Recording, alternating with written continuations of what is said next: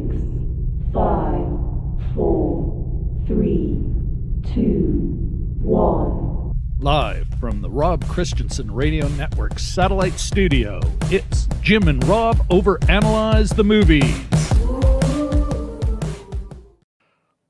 Hello, everybody, and welcome to another episode of Jim and Rob Overanalyze Movies, home of the best chat on the internet. Hey, folks, we've got a real banger of a show today as we ask the question, does the 1982 sci-fi classic Blade Runner hold up? Anyway, with that out of the way, let's all welcome my co-host and guy who has, I'm sure, at least seen origami artwork, but I don't believe he makes it himself. The man with the most, my co-host, Mr. Jim Chloboyko. How you doing, my friend? Hi, everyone. I have my bike shorts on. I have a nail in one hand and a dove in the other. I'm set to go. Just the dove. I'm going to go talk to Deckard. Where's my dove? Has anybody seen my dove? Oh, that's fantastic, Jim. You good? Everyone good in the hood? Yeah. No, everything's great. It's still daylight, so usually when we start this, for about 9 months of the year, we start the show. It's twilight or so, but yeah, it's still light outside. Or even pitch black. Yeah, pitch black, yeah. But no, it's all good. Wearing my Jet shirt. Go Jets, go. Hi, Brian. And ready to go. Ready to rumble. Fantastic. Listen, Jim, we've got our work cut out for us, even with the internet's best chat on our side. So I also want to welcome a very special guest co-host to our show. Now, this individual, folks, is an associate professor at the University of Winnipeg, an author of several books in media studies, including, I even have a picture of it. There we are, covering Jim right now, poor Jim, including Postmodern Theory and Blade Runner, a book, Jim, I have owned twice, but still have only read the first half of the first chapter, both times. Tell you more on that later. Anyway, let's all give a big welcome tonight to tonight's ringer, Professor Matt Flisfeder. I believe that rhymes with better.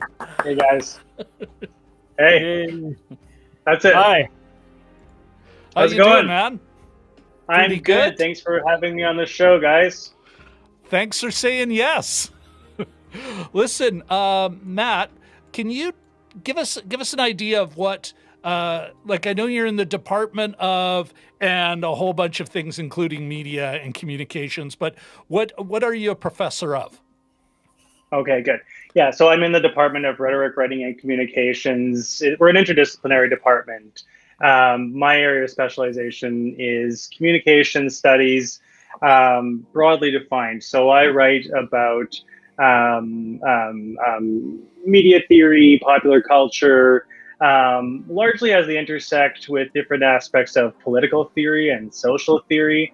So a lot of what I do is I try to use analyses of media and popular culture and film and TV and music sometimes as a way to try to understand and to map in different ways how we can understand some of the political struggles and the political conflicts that we experience in the world today. Okay. All right. That makes sense. Okay. That also then makes sense why you'd write a book like Postmodern Theory and Blade Runner. Now, you and I briefly met, and when I say met, folks, I want everyone to know, let's put some air quotes on that, met. Your book came out just before Blade Runner 2049 came out, and as a part of my insane with my friends, including two folks, might be in the chat, they are 2/3 of the Balmoral Street Research Irregulars, I said, no, let's have dinner and then we'll all go to this book reading. And then, of course, you're there and you were quite entertaining, Matt. But it was certainly, let's say maybe not academic focus, but yeah, you might need a dictionary. You might be right-clicking a couple of times when you see that. Anyway, but of course it would be polite or it'd be rude not to buy the book. So I buy the book, and every now and then I pick it up, and I get about halfway through the first chapter because I'm like, I better have my homework. I'm not an English major. I don't come from an academic background, so I'm like, well, I should know the terms before I get to the good part, the only reason I'm there. Of course, the vicissitudes of life, the book is long gone, Matt. And then all of a sudden I'm like, hey, we should have them for this. Oh, maybe I should read that book. So much like Jim, I buy the Google Books version, and where am I? At page 30 of deep into chapter 1, going, well, eventually I'll finish. So I hope you're not testing us. Jim keeps threatening us with that. No. So, okay, maybe I can just say a couple of things about the book then. So I wanted to... Please. I'll preface this. It's a friend of mine, Tom McGowan, has added to this series for Bloomsbury Publishing called Film Theory and Practice. And the aim of each of the books in the series it's aimed largely, I'd say, at students. So undergraduate students or graduate students. And the idea is that the first chapter, each book has an introduction, then 2 chapters, then the conclusion. And the first chapter is meant to introduce some kind of complex theory in film or in media studies. And then the second chapter is where we explain the theory further by applying it to an analysis of a popular film, maybe a series of films, or a particular director. Good friends of mine. So my friend Clint Burnham at Simon Fraser University in the series also has a book on the work of the literary scholar Frederick Jameson, and he analyzes Wolf of Wall Street. My friend Anna Kornblue has one on Marxist film theory, and she analyzes Fight Club. So my book, Postmodern Theory, the first half, and I should say it's called Postmodern Theory, but I write about postmodernism largely from a Marxist influenced perspective. So it's kind of talking a little bit about the historical development of the concept, but also looks at it somewhat critically from a Marxist perspective. And then I take that in the second chapter, which, the Blade Runner fans will really want to look at. I use the analysis of postmodernism to then write about Blade Runner, both about how Blade Runner can teach us about postmodernism, but also to explain what makes Blade Runner a postmodern film.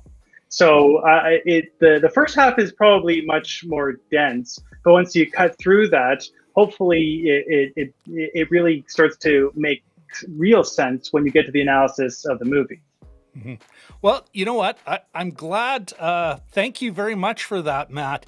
And even more so, I'm glad you're here, because maybe you'll be able to bring some of that analysis in as we dive into this film, because neither Jim or I finished your book. So, we're going to lean on you to kind of bring some of that. Bring some of that. What were you saying there, Jim? In my defense, I read the last 70 pages fairly quickly during breaks at work and stuff like that. But I did. And I think the only 1980s sci-fi movie that he didn't mention was Krull. But I was surprised at the depth of, there's this, Children of Men, and which is 2000s. But there's Pleasantville, I think he mentions, and a bunch of other things. And it's one of these books I thought to myself, boy, I should really read more about movies, because it's like playing Scrabble. It makes you think of more things. It makes you think of more words, and other. It was kind of very evocative, I thought. So, would you, Matt, as you describe the series, it sounds like this is, well, as you said, it's meant for actual students. Within the within one of the disciplines that you folks are coming from, but it does remind me of Pop Culture and Philosophy, a series that was definitely aimed at lay people. But you're kind of bringing the intellectual game up, the focus a little narrower. Just one bar out. Yeah. Okay. All right. That gives me now. All of a sudden, I'm suddenly interested in the other books that can fill my Google Play library and I not read. All right, guys, Listen, we've got a lot of work cut out for us, so I'm gonna take over the screen. I'm gonna be that guy, and I'm going to get into talking about this show here. All right. Tonight we are asking the question: does Blade Runner, and we're using the final cut, the cut approved and had the director Ridley Scott's most involvement in the final cut of 1982's Blade Runner. And we're asking the question, does the film hold up? Here's the log line from Netflix. In a smoke-choked dystopian Los Angeles, Blade Runner Rick Deckard is called out of retirement to snuff a quartet of escaped replicants. Blade Runner was directed by Ridley Scott. The screenplay, written by Hampton Fancher and David Peoples, was based on the novel Do Androids Dream of Electric Sheep by Philip K. Dick. Now, here's an interesting note. The title Blade Runner was from another dystopian science fiction novel written by Alan E. Nourse called The Blade Runner, about actual smuggling of medical supplies over borders. You know what, we can discuss that in detail later. Another interesting note is that one of Mr. Nourse's pen names was Dr. X, which I find all kinds of entertaining. Of course, the film starred Harrison Ford, Rutger Hauer, and Sean Young, and was supported by performances from Edward James Olmos, Emmett Walsh, William Sanderson, Brian James, Joe Turkel, Joanna Cassidy, and in an early, I would say, it may be her first or one of her first big screen performances, Daryl Hannah. Now, as for the ideological ingredients, folks, now would it earn a gender balanced reframe stamp? No, it would not. Was it union made? Yes, it was. Would it pass the Bechdel test? No, but I gotta tell you, folks, it's the least of its narrative challenges when it comes to its portrayal of women. And now, is it class conscious? Now, I don't believe I've actually described to anyone other than to myself, and Jim and I have talked about it a bit, but I don't believe I've ever described the what and the why of this question to you all. And now that we got an actual academic Marxist on the show, I think I should tell everyone where this comes from. For those of you who don't know, do I bring a Marxist perspective? Yes, but I came about it, let's say my Marx is from my dad. So it's what my father, the radical trade unionist, thought Marx was good enough for me. And then subsequent reading after that. But as far as this test goes, this is my criteria, and it definitely wouldn't, no Marxist reading group would go, oh, that's perfect. But here it is. Criteria for a class-conscious film as far as I'm concerned. A working-class character who is believably working class, with work controlled by others, and with living conditions that are commensurate with that work. No, I'm working a part-time job and live the high life in New York City somehow with a glass of wine in Brooklyn.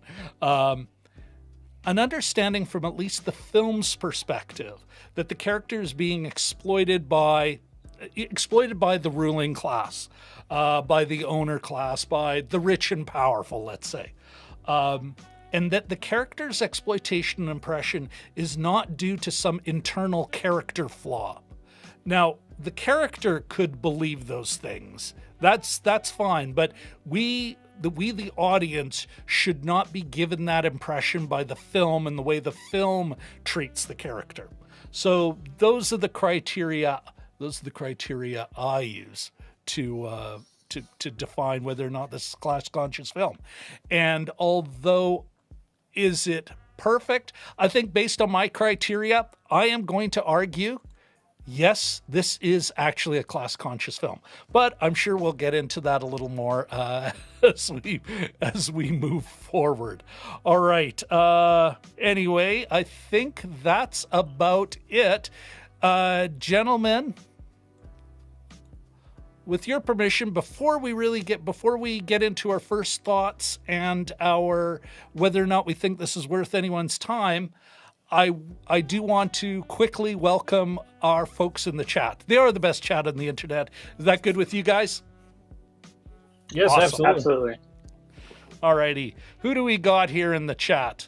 Oh, apparently, according to Restream, no one is in the chat, but we got a ton of folks. I can see them. So first of all, I want to say hi to Dragon Movie Guy. Good to see you here. Vlad65, Walt, the other third of the research, the Balmoral Street Research Regulars. Great to see you here. I don't know, some Jimbo guy. Richard L. and Katie Fowler, the folks who were at your book reading those years ago, Mr. Matt, Mr. Flisfeder. And we've got Curtis Judd checking us out. Good to see you here, Curtis. Anyway, let's give one big wave for everybody, because I can't even bring them on screen for whatever reason. Restream is not complying. Anyway, guys, okay. So let's get into it. First thoughts. Jim, why don't you lead us off, and then we'll go to Matt, and then we'll come to me. Is that good? Sure. Yeah, you bet. I'll Give just us your call first it. takes, man. Yeah. I will say that I haven't watched this movie in its entirety in a while. So when I did watch it, it kind of surprised me in a couple of ways. It's way more deliberate than I remembered. I sort of remembered it as like a movie I saw in the summer, and I guess I deduced from that it was like an action adventure. It's Harrison Ford, so, and it was a lot. It's a bit of a creeper, this movie. Like it's it's not by deliberate. That's not a euphemism for slow, but it takes its time, and it's less of even the fight scenes aren't set pieces, I would argue. They're not big extended fights, and in fact, Deckard is pretty terrible at fighting. So that was a surprise. The violence comes in bunches, so that was kind of a couple in the second act, couple in the third act. But there's I barely remember anything about Blade Runner 2049. I had to watch the trailer and reread the Wikipedia page. But yeah, I remember so much. I remember the shot of Leon smacking the gun out of Deckard's hand. I remember Daryl Hannah's eye makeup, Jorah's clear raincoat. I remember the cars. I remember the dolls. There's so much. This was so evocative to me when I was young, and I suspect because I saw it when I was jonesing for some grown-up science fiction. But yeah, it was and I started this at about 1 a.m. last night. I was really tired. I thought, oh, am I going to make it? And about half an hour later, I was totally like on the edge of my couch, and it was a great watch. I was totally jazzed after I saw it. It was like perfect. How old were you when you first saw it, Jim? I was probably early teens, yeah, and I think I saw it in the theater as well. To the point where when Daryl Hannah was trying to crush his head with her legs, I thought, oh, that's kind of sexual, and I was kind of like, oh, that makes me feel funny, But I sort of remember that, but yeah, I just remember it being super evocative, and it's like, more of this, please. You watch enough of the science fiction for kids, or for the sort of the broadly painted science fiction. That's one thing, but this was and a few years later Outland came out, and that's sort of similar, like all these sort of darker Dune, it's sort of up there with the grown-up stuff that maybe different than the candy-coated science fiction that you grew up with. So sounds good. Anyway, that's Matt. my first one. Oh, great. That's great. Matt. Yeah. First thoughts. Does it hold up? I'm Well, going to say we're without going to question. answer that question at the end. Just your Okay. first thoughts from rewatching the film. So I have the luxury of having seen this film because I wrote the book well over 100 times in various different versions. At a certain point, you kind of get sick I of wonder watching what the he's same going thing to over say again. at the end, Jim. Yeah. But you know, this is a movie that I think actually rewards repeated viewing. I mean, every time I watch it, there's always something new that I get out of it, and the fact that it's had so many different incarnations. I think most people know just the three major ones: the original theatrical release, the director's cut, which was the first one I saw probably on VHS when it was first available on VHS after the theatrical release, and then the final cut version. I think very, very similar to the director's cut, but with some minor additions that I think they combined because there was an international release and then there was a television cut too. And I think that I think that the television cut included some of the more violent scenes from the international cut. I think all of this went back into the final cut version that people are watching on Netflix probably right now. I mean, some of the things that you were saying about, does it, the class conscious thing? Absolutely. I think that there's so much in this movie that definitely helps us to understand not just a class consciousness of the characters, but even a way to think about, the problems that, of convincing the exploited today how to understand the conditions of their exploitation. I think that there's so much in this movie, not even just in terms of class consciousness, but even in terms of the way the film addresses problems of racism and sexism. I think still, allow us to talk about these issues today. And then, you look at the aesthetic of this movie, and there is not a single cyberpunk movie that you can watch today that doesn't pay homage to Ridley Scott's and the Sid Mead set design. I mean, it's all there. So I think that there's a lot that's, even if you haven't seen the film recently or never seen it at all, when you watch it, I think you'll find it very familiar. That just the look of it. You could almost say they're like Star Wars, and this is almost like I'm referring. If Star Wars defined one half of science fiction, space opera, aesthetically and story-wise, like the story subjects, the focus on the individual, the overcoming of odds and all that. And then I like the way Jim put it, and what you're talking about, what it can inform and how it can reward second viewings. You got the other bookend, the yin and the yang, or the Hegelian thesis antithesis. Oh, I might be stretching it a little too far on the other side, but really the adult science fiction, hey, this is what our actual world could look like. Does that jive with what you're saying there, Matt? Like I'm getting excited about what you're both talking about, but I mean, yeah, I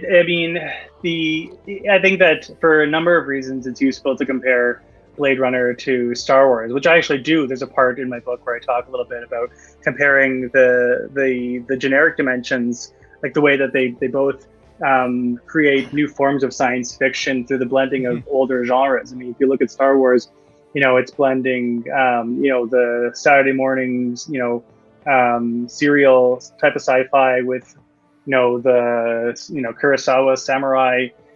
With the Western, I mean, those are all dimensions of Star Wars in the same way that Blade Runner combines elements of the 1940s, noir detective story.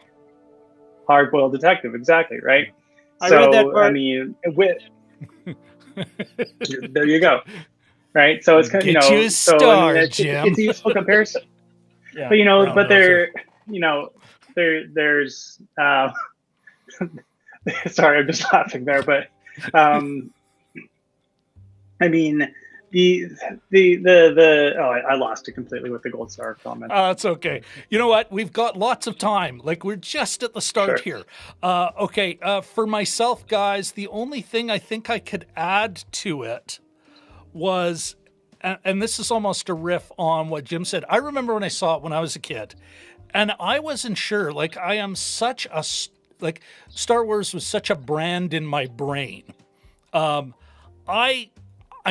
so glad I went when I was a kid. I was amazed by it. It certainly had a stamp on me, much like Jim said. Yeah, all this stuff you remember. There's no. I would find it hard to believe anyone coming out of that film, unless they really just concentrated on not paying attention, could you not come away and go, I don't know, what was it about again? I don't know. You're not shrugging this one off. That said, when I was a kid, I got to admit, I'm not sure I enjoyed it. When I was a kid, I was okay. I'm still now a fan of the happy ending. So them slapping that on, I think I intellectually rebelled when you heard it wasn't supposed to end that way. But now I find it such a more like the by the end of this film, although it's got its challenges, by the end of it, it's like, now that's a satisfying ending. And I will speak more on that later. Sure. Okay, go ahead, Jim. I just have 2 points. So I'm reading it from a book I've recently read. I'm going to quote, "By questioning the essence of Rachel's as well as Deckard's identity, Blade Runner troubles the opposition between master and servant, suggesting that there is no essential basis for this division. In fact, as Zizek claims, Blade Runner is actually a film about the emergence of class consciousness." So that's just in relation to the earlier thing. The other thing, too, under first thoughts, I was so, again... Yeah, that's not a first thought, by the by. No, yeah, I just wanted to bring that in. What's your quoting Zizek? You're way beyond first thoughts, but continue. That was from Matt. That's from Matt's book, anyway. So, and now we'll throw Matt under the bus. There you go, Matt. But the other thing that I wanted to say is that, and I've always been impressed by Rutger Hauer's Roy Batty, but this time it sort of made me wonder a couple of things about it. One is that because Deckard is kind of not a hero. Okay, can you hold on? Sure, yeah, okay. Is that like a first thought, or is that something where we're getting more into the story? I'll bring it down in a line. Yeah. Is or should Roy Batty be the true main character of this movie? Just throwing it out there, just to be food for thought. Anyway. Okay. All right. An interesting question, which we will answer, I think, as we get into the story and the themes and everything. Yeah. But first, it's our lightning round. Is this film worth your time? Matt, you go first, your company. Just a yes or no answer. Okay, well, yes, you get 4 answers here. Just a solid yes, or a yes but, where you qualify your yes. No but, and you can qualify the no, or just a straight up no. There you go. There are your options. Straight up yes. Straight up yes. Okay. Jim?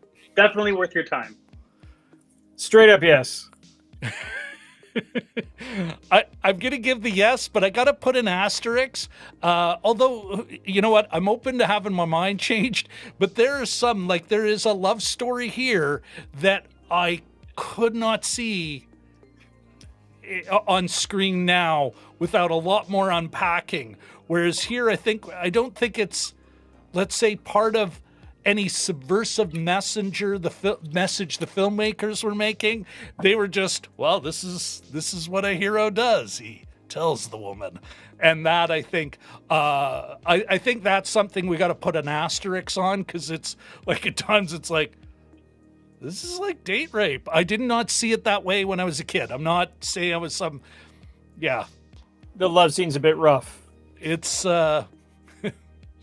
But anyway, but otherwise, you're right, Matt. There's so much in this movie, so much more than just a 40s noir. It's not just, hey, how can we get sex and violence on screen, but, stay on the right side of the Hays Code. This is long past that. They were making something a lot deeper. So there you go. There's my 2 cents on that.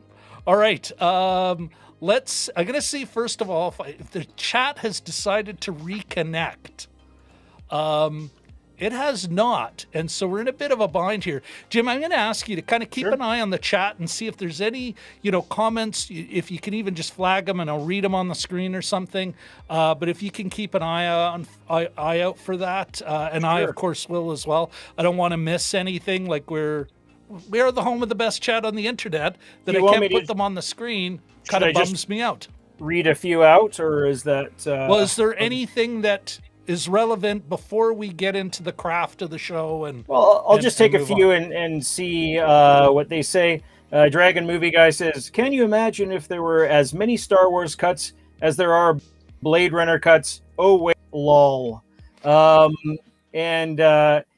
Also, Brian, Dragon Movie Guy, is responding to Matt's seeing of the movie over 100 times. He says, 100 times, wow, I don't even think I've mocked Zack Snyder movies 100 times.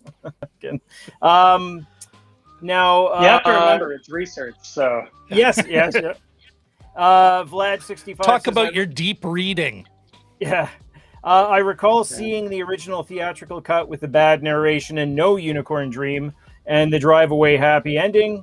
And there's a little bit of discussion about the final cut. Is the final cut the one with the unicorn? So the one on Netflix had the unicorn, no drive away scene, and very little narration. It is the final cut. It is the final cut. It is the final cut.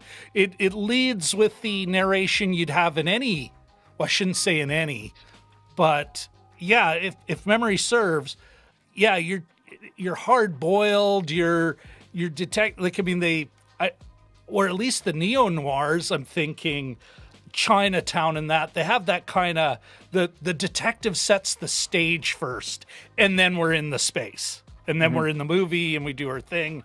Their closing narration wasn't totally out of it, like totally out of mind for that genre, but given the nature of this one, there's rarely, I'm thinking The Big Sleep or something like that. The closing narration is, yeah, life does suck and it will continue to suck. But hey, that's LA or whatever. That's Chinatown. I do think I want to put a pin on something DMG said. I think that's worthy of a conversation, especially as we have Matt here, is this idea, you've got the director forever revisiting the work. But I think what happened here and the way things, I think we're starting to shift maybe between the audience and a work, and the fact that we consume so much the making of information, and because the studios didn't have the lock they used to have on all information about the production of a film, this has got to be one of the first where there became a public demand for, well, I want to see the movie the director wanted us to see. And then as it develops, you look at the final cut and it's all of a sudden the studio's going, oh, we could just keep making money off of this. Sure, let's crank up the editing machine again. This is nothing. No reshoots, even better. So I think that is something worth talking about sometime here. So we'll put a pin on that. Thanks for bringing that up, DMG. All right, let's get into it. The craft. Jim, do you want to start us off on that? Sure. Just on what usually is a pretty quick and straightforward part of the show. I don't think it's going to be with this film, but... No, well, I mean, you can start off with even the opening titles are ominous. The Vangelis, like the heavy Vangelis music, the stark, black and white titles. And I started immediately, it creates the mood, like, this is sinister stuff. And then they show the cityscape. I love most of the score. I didn't love the sexy saxophone kind of thing that they had when I could have done without that. But there are, and I find that synthesized soundtracks are sometimes like that. If you take a look at even Gallipoli, I think, doesn't it have lasers in it? Like the laser sound effect, and even like something like Mike Oldfield, who I think did the Chariots one. Yeah. Oh, was that what it was? Okay. Chariots of Fire was the big. I think that was Vangelis' first big Oscar-winning. Anyway, sorry, Jim.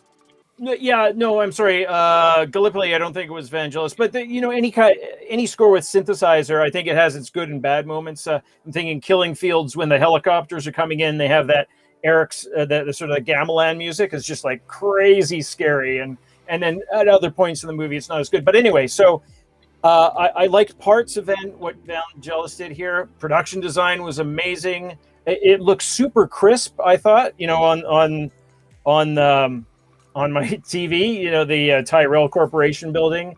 In terms of sound, the sort of constant rain in this LA of 106 million people. Loved most of the roles I thought were the actors. I quite appreciated most of their roles. The guy who played Leon is sort of like an old hand. Brian He James. he died in '99, but you would have seen him in like Clint Eastwood movies and things like that. Usually playing a biker type or some tough guy. But I thought he was super effective. Like he was a little off. You could sort of tell. Like all the replicants, Joanna Cassidy seemed really But you had quite sympathy alive for him. Yeah, Like and he, it makes he gave it some humanity. Yeah.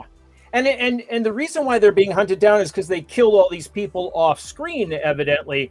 And I started, this may be getting into conspiracy territory, I started to doubt that narrative a bit. Like, if they're sort of sympathetic to Rick, would they be the same kind of people that would just slaughter 23 settlers or They Voyagers? killed Mr. Hong like that. Yeah, that's true. That's true. Yeah.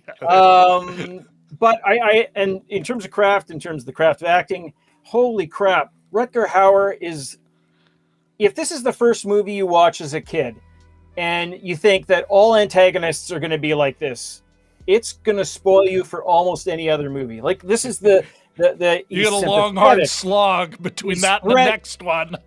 And but he's doing this sort of scary but not scary meta kind of thing. They tried doing that with in Sherlock, and I know everyone loves Sherlock, but they tried doing it with the Moriarty character, and I didn't feel it landed. This lands, and he's so many. Even his last, and I wrote it down. He said, "I've and it's interesting the use of the term "you people." I've seen things you people wouldn't believe, and then he does a little, like a little hump, right? Like his sense of feel for this character is through the roof. I can't say I've been this excited about a role in a long time. And then the other time when he's talking to Leon, he said, "Did you retrieve your photographs?" Leon says, "No, there was somebody there." And he goes, "Men?" And Leon goes, "Yes." He goes, "Police? Men?" And just bam, just like knockout, like a throwaway line, but he just knocks it out. He's amazing in this. The late Rutger Hauer. Yeah. So that's. I think that's just it for now. I'm out of breath.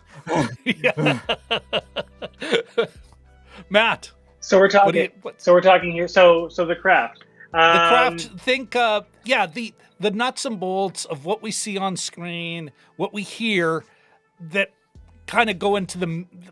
Yeah. Okay. Here's my pretentious view of how to break down a film.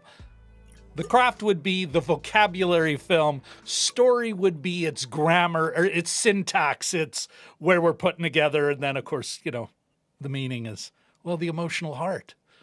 No meaning, right? No emotion, no story, no... Sorry. Anyway, the story just becomes a series of events. Who cares? So this part's more the components of what make up the film, like the sound and look and... performances and stuff. So I'll just piggyback off a lot of what Jim said. I think that Rutger Hauer, I think that's one of the performances you always, I came to this movie, already having seen Tim Burton's Batman, right? So where the Joker sort of, as the villain takes, over the entire thing. So I came into Blade Runner having seen that first as a kid. And Rutger Hauer's performance, really, I think, takes over the whole thing right up into the end. And one of the, this is, I guess, something that maybe we'll talk about later on too, but sort of that, that switch around, right? Where it starts off with the detective character being the protagonist, but by the end of the film, the Tears and Rain line, you start to realize that the protagonists are really the replicants. And I think that Rutger Hauer's performance and all of them, I mean, Joanna Cassidy too, in that chase scene, Daryl Hannah, I think, I mean, and Leon, I think they all, they draw sympathy from the audience once you realize that they're in a struggle for their life here, right? So I think that the acting is fantastic and brilliant. The Sid Mead set designs, I think they're canonical. I think that it's really interesting that you think about, or maybe people don't really think about it or know that he was drawing off of a lot of the heavy metal comic books from the 1970s and the kind of look that you'd see. What did I say, Jim? What did I say? Yeah, it's Let funny. us all I'm guessing you take said a moment. Rob was right. Sorry, continue, Matt. I will be cutting this out. I will be cutting this out and going. We were talking about heavy metal a couple of weeks ago, so that's and then right. I read it. It's actually in Matt's book. Yeah. So I mean, the Vangelis soundtrack. I really like it. I mean, I think I don't know if this is the place to talk about it, but you've both kind of mentioned about thinking about sitting down and watching the film. That the pace of the film is, I mean, I think for people who are expecting, the fast-paced, action-driven, sci-fi thriller that we're used to these days, if you come to it, and even when it came out, I mean, the one of the difficulties for the success of Blade Runner in the summer of 1982 is that it had such, huge competition. If you think about the movies that were coming out the summer of 1982, E.T., Star Trek II, The Wrath of Khan. I mean, I think even Tron. I think Tron was, if not that, around the same time, right? And the trailer for Blade Runner pitched it as a fast-paced action adventure, like many of those. I mean, Empire Strikes Back and Jedi the following year. So I think that a lot of people don't expect the slower pace of this movie, which I think for a lot of people can be a kind of a turnoff. But I like it because I think that, these elements together make it very much into a think piece more so than, I'm going to go and I'm going to get, that libidinal discharge that you get from something like like a Matrix type of movie. So the soundtrack, the set design, the art direction, the acting, I think that, and the editing too, which is something I think that we have to consider, especially given, I think, Rob, you mentioned that point about, or maybe Jim, that point about the audience, making the demand, because I think that there were bootlegs of the original pre-theatrical version that came out in Los Angeles and San Francisco, and they were doing midnight screenings. From a work print. Right. The work print, right? Exactly. So but it's an interesting point. I want to bring this up because you mentioned it and made me think about this. When we watch movies on platforms like Netflix these days, the feedback from the audience is instantaneous, right? So the number of views, right, that the platform receives and can learn about what the audience wants. You don't have to rely on things like the test group, like the test audience, to get feedback and to put it in. I don't know if it's the way it works today. I don't know if it is a success or not. I think that there's something to be said about the craft of the artist, right? The craft of the director, who is able to, you have that vision that you put it together, you put the pieces together, and the editing of a movie like Blade Runner really, really makes all the difference because, the theatrical release with the narration and that extended ending, which is kind of like a happy utopian ending in the end, right? Deckard saying that Tyrell told her that they found the sun, a thing you never see that's in later the on, film. But that's later on. That's in the sequel, right? But he says that that Rachel had like no 4-year lifespan. Mm-hmm. So it was kind of like that happy ending type of thing. But when you think about the splicing in of the dream scene in the director's cut, and then of course in the final cut, I mean, it changes completely the meaning of the movie, right? If we're talking about the editing and the plot of the movie, I mean, this is an integral dimension to what makes the movie worth thinking and thinking over again, right? I think we're gonna have to unpack that even more later on, but I want to put a pin on the because apparently, from what I understand, they never reshot it. That was always intended to be in the film. They were going to have this weird, which I would say was the only time, and I wanted to ask you guys this. One of the great things I think about this film is all those things that you guys are talking about there. Great editing, allowing and great editing and direction and cinematography, allowing a scene to breathe, allowing us to see a space, to get maybe not comfortable in the space, but at least we know where we're almost always, we know where we are until it gets very violent. And even then you kind of, it isn't until you're going through the maze of the rooms in, I can't remember the character's name, played by William Sanderson. Sebastian, thank you.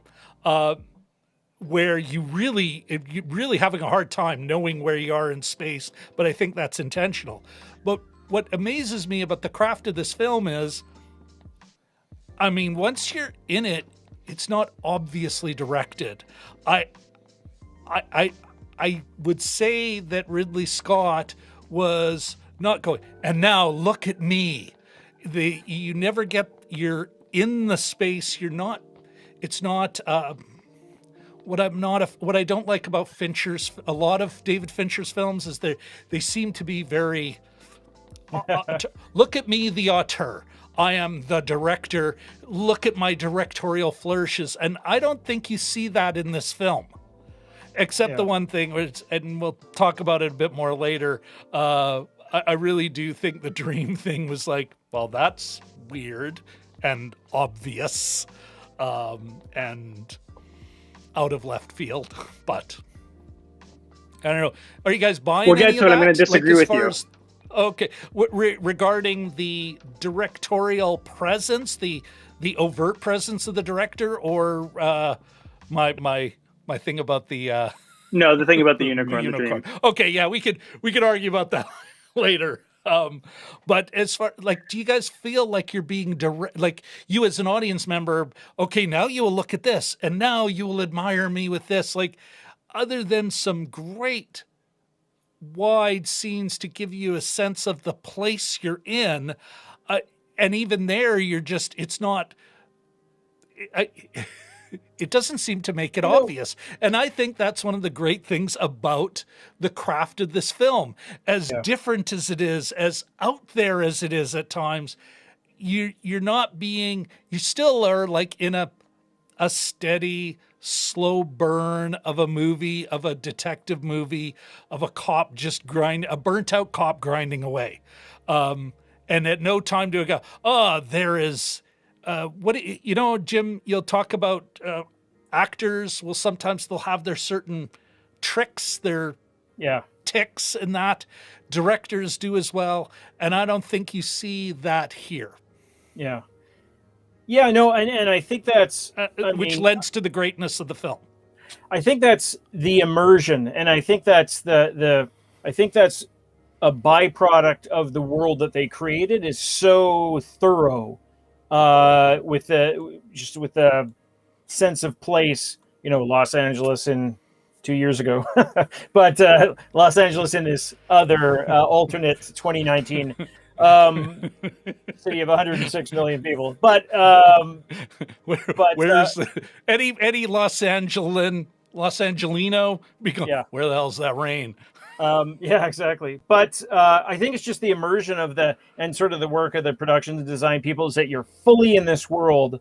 And so it seems, for lack of a better term, organic, I guess. The one note about anything directorial, and I just wish he sort of took his foot off the pedal a little bit, is after Roy Batty's speech and as he's sort of gearing down, the Terminator eyes are shutting off or whatever, and he's sort of slumps forward. He cuts into this like sort of 3/4 time slow motion, and then they cut back to Rick, and he's full, steady, 100%, whatever, real time. They cut back to Roy, and then the dove cries, slow motion. Flaps away. I didn't necessarily think that was a minor thing. That's a minor thing though. So it's, but there is. That's about the only thing that really sort of that I've. But even that, it's just like, who cares? After a while, it's such a well-formed piece, and it's so good to return to, and full of familiar stuff, full of surprises as well. Yeah. It's Matt, do you anything like anything? I mean, the one thing I was going add there? I mean, I'll just agree with you on David Fincher. I think, to me, yeah, I don't. I mean, I agree with you in terms of the way that Scott doesn't really. I mean, I do think that's when I think about a movie like Gladiator, right, or even Alien, right. I mean, I do think that there is a very much an autorial presence to a lot of Ridley Scott movies. Even the tone that's being set. The same way that I think that David Fincher does a great job of setting the tone of a lot of his movies.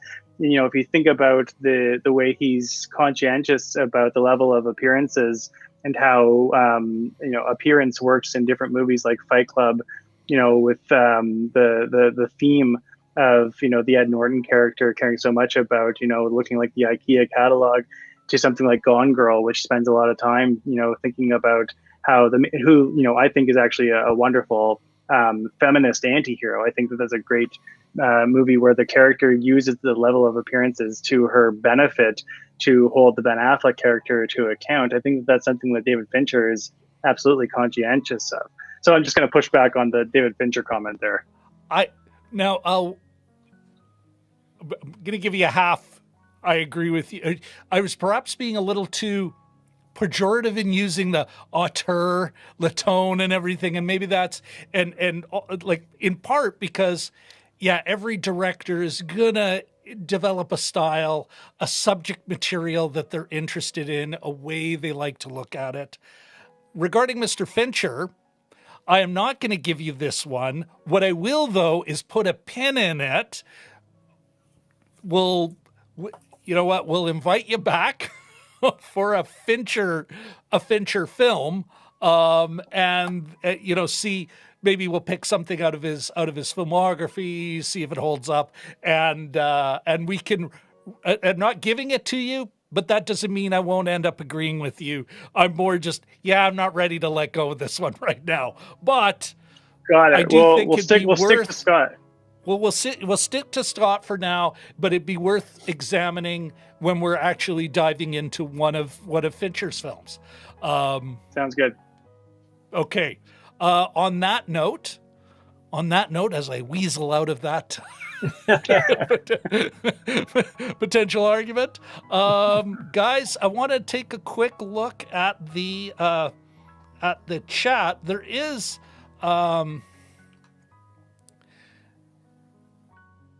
Vlad65 says, it's strange you could not buy the original soundtrack for years. Only a knockoff version was available. What was the studio thinking?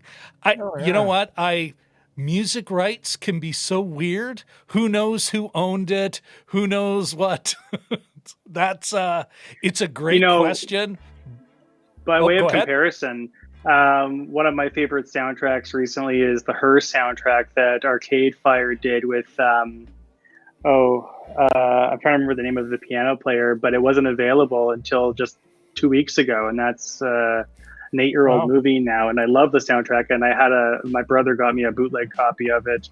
Who knows what's going on with these things, but it's incredible how much a soundtrack like the Vangelis one, how the layer it adds to a movie like Blade Runner. Mm-hmm. Well, and I think some of the songs, there might have been "Can't Take My Eyes Off of You" or one of those, like one of the saxophone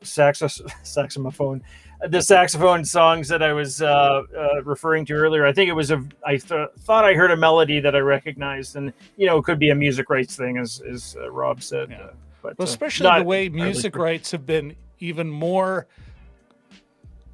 commodified, more split up, more chopped up into all kinds of things. To use a really simple but clear example, there's like whole years of WKRP and repeats where it's like all just the lamest sound alikes of what were killer pop songs. It's just all of a sudden it became a real money thing. Like an explosion of nostalgia drove the market rates for all these songs way up, and a kind of misunderstanding maybe, or just a perfectly reasonable business choice in the late 70s, early 80s going, who the hell's going to want to watch this in 10 years? We're not paying that fee for perpetual rights. There's Matt. I love WKRP. That's all. Yeah. How could you not? Oh yeah. But how could you not? But I could see any producer go, I'm not paying that premium. Screw that, and that could be part of what's going on here. You'll see I took an actual course back in my filmmaking days. I actually took a 2-day seminar on how to purchase music rights, and I still couldn't tell you. It's still kind of so anyway, how do I do that? Is this a needle drop again? I can't remember. All I really want is this, and everyone will give you it's like buying a brand new car. How much does this car cost? 4-paragraph answer, and you still don't know what it costs. Go ahead, Matt. I read somewhere, similar. I was thinking about, I think it was an interview I saw with Fred Savage about why the Wonder Years hasn't become available, like the original Wonder Years TV show hasn't become available. I think a lot of it has to do with that they used a lot of the original 60s music, and they're having trouble over the music rights to be able to show it, which I'd love to go back and watch the original Wonder Years, but that was one of the complications.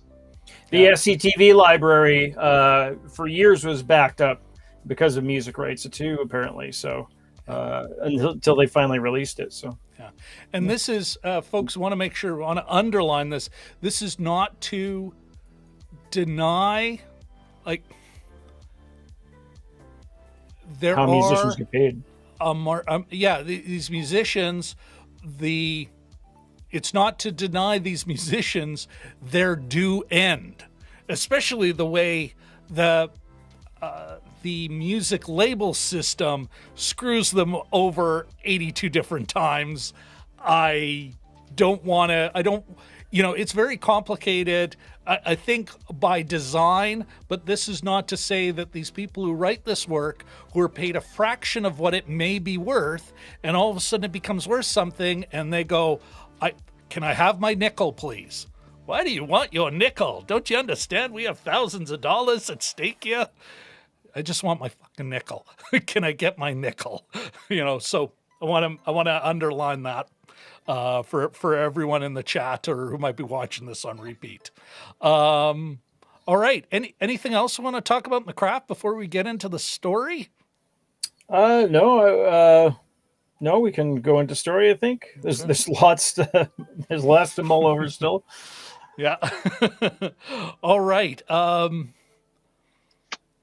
want to say this before I hand it off to you guys. I want to say and I have both the theatrical cut, I think the theatrical cut, because pardon my, but I've got the theatrical cut, and I do have the final cut, and it's kind of amazing how little is changed. I'm gonna say, and this is something, and maybe this kind of leans into meaning in that a bit, but I think some of the genius of the storytelling and why I always thought it was a weird story note, the unicorn, but I thought by the end of it, it's kind of like the ending of this film. In many respects, it informs a good watching of Inception. At the end, it isn't about whether or not he's a fucking replicant. It's more about the choice he makes to be with her to say, yeah, I'm rejecting that, the whole notion of who is and isn't a human. And so I always thought, and maybe it isn't so much I'm bothered by the unicorn scene as much as I'm bothered by the rabbit's hole of conspiracy theorizing about his nature, when it seems to be much like Inception. It's like, who cares? Everything is about almost like you got to make a choice at the end of the movie. Walks like a duck, quacks. It's a fucking duck. Who cares about the internal mechanism? Anyway, I wanted to put a pin in that before I hand it off to you. Or actually, you know what? Let's give it to Matt. Let's give it to company. Why don't you tell us about your take on the story, including my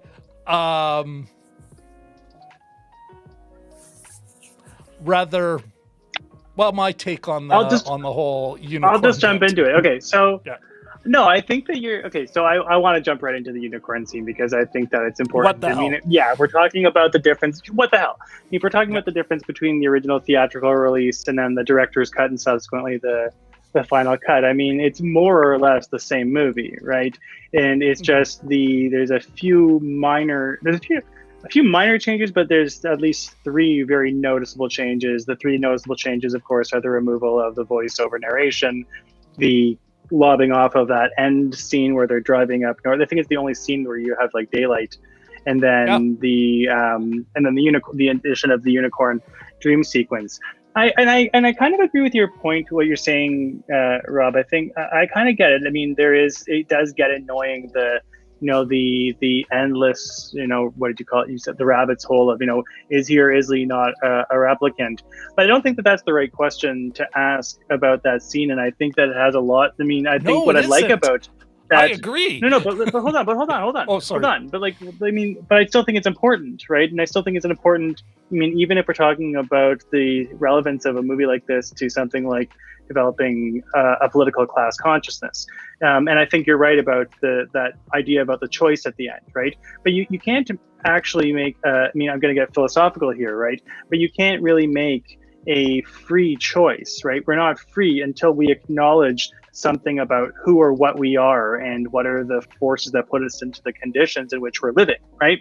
So whether he is or he is not, you kind of get the sense that by the end, he knows something about who he is, and that's what helps him to make a valid, free, ethical choice at the end, right? There's no such thing as ethics unless you are a free person, a free subject. And I think that the combination of the dream sequence with the origami unicorn at the end kind of lets the audience know that we're talking now about somebody who has taken ownership over their freedom and is now, whatever that might be, as a human, as a replicant, who the fuck cares? Sorry.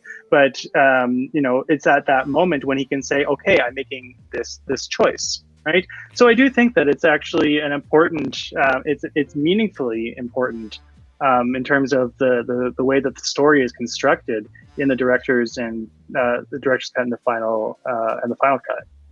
I see you want to jump in. No, I think actually I'm also thinking. This sounds more like meaning stuff, because I very much I'm like a Greek. I like my categories. Oh, we're here, and now we're in here, and but they're linked, right? Because we're talking about the way in which the story is constructed. Right. Yeah, no, right? I'm you not. Can't talk about the story until you're getting, All good, man. All good. You don't know what I'm holding back, what though. You also don't know what I'm holding back right now. Yeah, what you're seeing in me is not so much my wanting to jump in, although there's a part of that as well. I think, and I want to make sure I understand what you're saying here, because I think one of the key moments in this story, it's a key plot point, and I think it speaks to later on the themes, but it's such an important plot point, is when he's being blackmailed into another mission, and the Emmett Walsh, the inspector, just the great stereotype going, it is, if you ain't cop, you're little people. And that is, so no choice. Later on, he makes a choice, and he said, okay, then I guess I'm little people. Can I get? You know, I'm listening to what like you're saying, but I want to get a little meta here. Let me hold on. Just give me 1 second. Sorry, because I want to get meta here, right? Because we're talking. You're talking about this idea of the choice, right? And you know, there's. I mean, if we're talking, I mean, those little tidbits, they create two different stories. I mean, in my mind, that it's those minor changes, but you're making two changes that are absolutely two different stories in my mind. But it comes back to you know, it's a meta level about, you know, the choice. We're, as an audience, as a director, right? There's, I mean, I was going to joke that you're, you know, you're taking ownership of your own authorial perspective. You're like, this is your, you know, the auteur thing here. But we're making, you know, we're invited then to make a choice too between which story we think is the more ethical avenue. Well, I think that is the great thing about an ambiguous ending, is it forces the audience to make to make a choice as well. You know, and I think going down the rabbit's hole of finding out what actually happened is kind of misunderstanding the choice the audience is being given. And I keep comparing it to Inception, another one people are obsessed with whether or not the thing fell over, and it's like, it doesn't matter. He made a choice to be with his children. He made a choice. I just have to show you, that's my first book.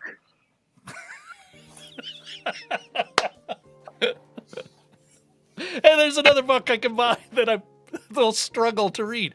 But yes, I think I'm agreeing with you, Matt, that these plot points are decision points, you know, where before he's accepting, oh, well, I got to go along. And at the end, as he crushes as he realizes, although I looked at that scene in both, as he walks into his apartment, he does see. There's actually a moment in the scene, like as he's walking into his apartment, he looks down and then he looks up and then he notices the door's open, does his thing, then they're coming out. And then he has a real moment where it's like he's taking a moment, but in crushing it, in picking it up, laughing and crushing it, he's making a call there. The character's making a call, and it invites us to go down a stupid rabbit hole or kind of accept that this character's made a call about his identity that isn't necessarily about whether or not it's do I need to know whether or not I'm a steel worker or a maintenance worker? Let's talk about a Marxist kind of thing about class consciousness, what side of the fence I'm on. Who fucking cares? Am I a worker, exploited? As are you, we're both on the same side of the fence. And I think that's the choice he makes. Can I just add in like a craft issue here? So yeah. Ridley Scott he said, I think, that Deckard is a replicant. Harrison Ford says that Ridley Scott told him, no, he's human. And I just love this disagreement between the two of them. Well, and now this is where but you see how it plays, like if you think about directing and acting, right, in terms of the craft, I think that it's an interesting little tidbit. Well, but I'm also like, I don't just say it to, I do not just say it for to cover my ass. I say if memory serves, because we don't remember things like a tape. We construct them every time we remember, right? I mean, that's a pretty well established, notwithstanding the replication crisis within psychological research, it is a pretty well established thing within human psychology that we construct our memories on a regular basis. And there's a part of me, I gotta admit, part of me wondering, it's like, is it just that it sounded cool and you got used to saying that, Ridley? Do you really think that then? And now I would like some contemporary testimony.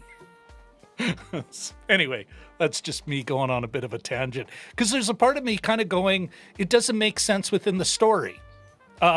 Let's say he is a replicant.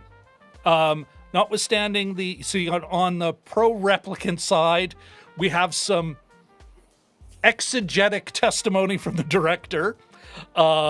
We have the unicorn references, which are kind of pretty aggressive interpretations. I could easily just as much say as like, boy, he was always talking about unicorns. That's what we called him at the station house. So Gaff makes a unicorn, says, I got you. But in the movie itself, if we've got this very special case, Sean Young's character, whose name I can't remember, Rachel. She's the special. Right, thank you. She's the special character. Meanwhile, we got another replicant who's as human as she is, that they let him quit his job. Like the second she didn't show up for work, it was, you got to air her out.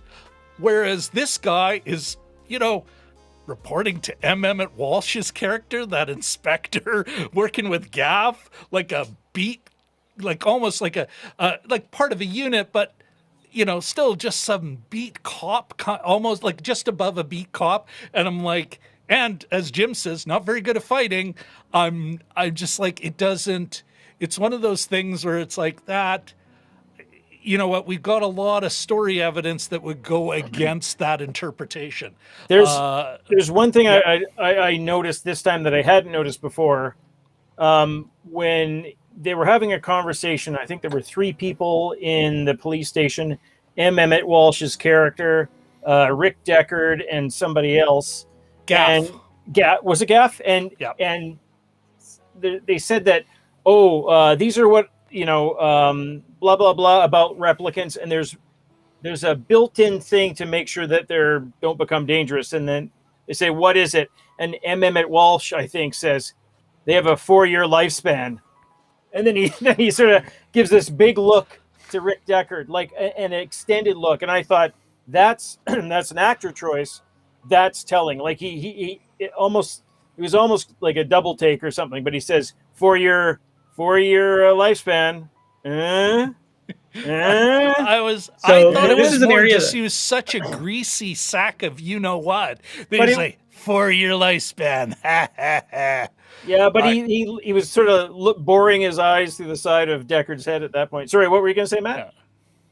No, I mean, this is one of those things where the original theatrical release sort of clears it up that at the end in the voiceover narration, Deckard says that Rachel was special. She didn't have the 4-year lifespan. And we kind of, if you assume that Deckard is also a replicant, I mean, when they kind of take care of it somewhat in the 2049, that they were a new generation of Nexus that didn't have the 4-year lifespan.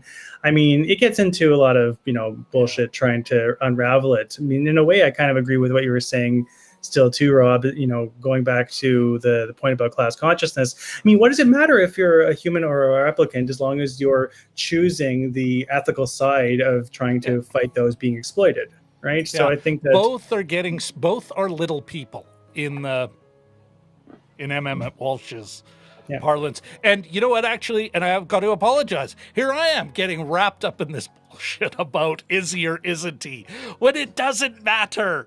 It's one of those things where I will give there's nothing wrong with the director going, you know what, I'm going to throw a little wrench in it just to get the audience uncomfortable and sort of give it like a red herring, giving them something to talk about. But yeah, that the unicorn thing is just so overt and obvious, and even the look of it doesn't fit the look of anything else. But I'm gonna watch the scene again, Jim, that you're talking about. I always just I remember it. I remember the look you're talking about. Mm-hmm. But I factored that into he was just such a nasty piece of work. Bryant. I just looked it up. Yeah. Thank you. Yeah. But who, like, again, at the end of it, regardless of who they are, and it's interesting that they keep it weird and vague even in 2049, where it's like, it's a whole bunch of nodding and winking, and then it's like, well, no, you're not answering that question, are you? Dicks. But then it's why are we so bothered by this question? We miss the bigger point. Anyway. I mean, just if I can jump off and talk about 2049, because we're talking about this right now. I mean, 2049. I don't think we can't. Yeah. Well, no, but 2049 deals with it in another interesting way. The what's his name? So K, right? K is the replicant of 2049. He comes in knowing that he's a replicant, right? So at the beginning, and it's kind of, he's thrown a curveball in the possibility that maybe he's not a replicant. And I think that the film sort of, but if you compare the two, I mean, again, thinking about it from a Marxist class consciousness type of lens, is at what point are we being deceived by what we are, what role we play in this system, and how are we supposed to break through this mystified world to find out what is our position and what can we do about it, right? I think at that level it starts to become important to think about who am I, what am I, even if you at the end of the whole process come back to okay, well, I'm not, I am what I originally thought I was, but now with a whole new perspective on what I should be doing, right? And the same thing with Deckard, right? It's you go through the process, am I not who I think I am? Okay, no, I am who I really think I was, but now I have a new perspective on the ethical role I'm supposed to play in this problem. It's the not getting.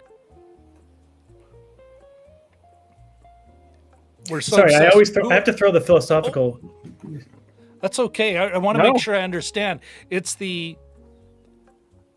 there's, let's say, a pre-consciousness, a false consciousness, but let's call it pre. Borg, I like his idea of a naive consciousness, and then there's the post-naive consciousness. But there's this obsession with who am I really, which later on can be. Once you discover, well, it doesn't really matter who I am really. How do I relate to others? Where am I really? Who am I really with here? Because and I think it seems to be very clear in this movie that everyone should be obsessed with who they actually are, because it keeps the focus off. Terrell's character at the peak of this, guys, now I'm going to jump back into craft a bit.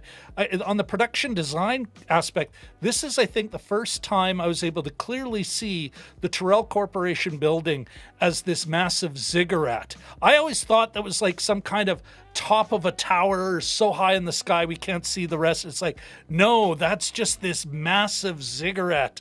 And I really mean a ziggurat, Mayan, and we see a lot of, Mesoamerican motifs in a lot of things, but this massive, here is the actual center of our universe. And at the top of it is a guy saying, commerce is our objective here. It's a great mini monologue. Commerce, more human than human, our motto. But it's all about commerce. And this is the religion of this place. And he is the chief priest of it. Even the way he talks to Roy Batty with that, but think of what you've done. He's the one who's saying, yeah, you're destined for greater things, or you did great things because of us. Be happy with your lot. Like a religious figure would, a priest would. I think, Can I just jump in quickly? I was going to sorry. No, I was just going to say, I mean, I think it's a great point. And I think that it's something, that distinguishes cyberpunk in particular from a lot of other genres of sci-fi, because typically in the cyberpunk genre, the main thing you have, it's very, itself is very class conscious in understanding, this is a struggle between corporate elite and the little people. Right. And I think that, Tyrell is sort of one of the first cyberpunk characters to really, come through in that. You see it in other ways in, like Cronenberg type of movies, like Videodrome type of cyberpunk, or even Matrix. You can think about the way that, the corporation is the main antagonist. And, even, just going back to craft a little bit, the way that the aesthetic is all cluttered with advertising and neon, the big Coca-Cola sign, it really gives off the impression this is a movie that is very conscious about its over commodified environment. And here is, this supreme, sitting at the peak of the pyramid, the villain there. Sorry, it's getting late. This is way past my bedtime. Yeah. Well, that's a good cue, I think, to move. Let's get into the meaning, because there's so much more there, and I don't think this is the story itself.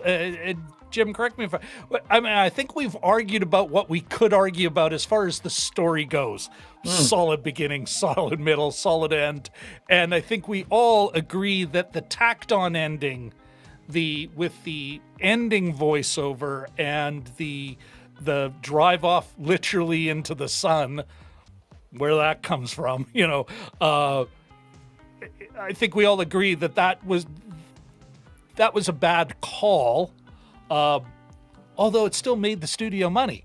I just had. Go ahead, Jim. Yeah. Before we go into meeting, I had one question for Matt when I was reading the book, and I think you were talking about the form and sort of what you were talking about earlier, Rob, is all these variations of Blade Runner and all these different cuts.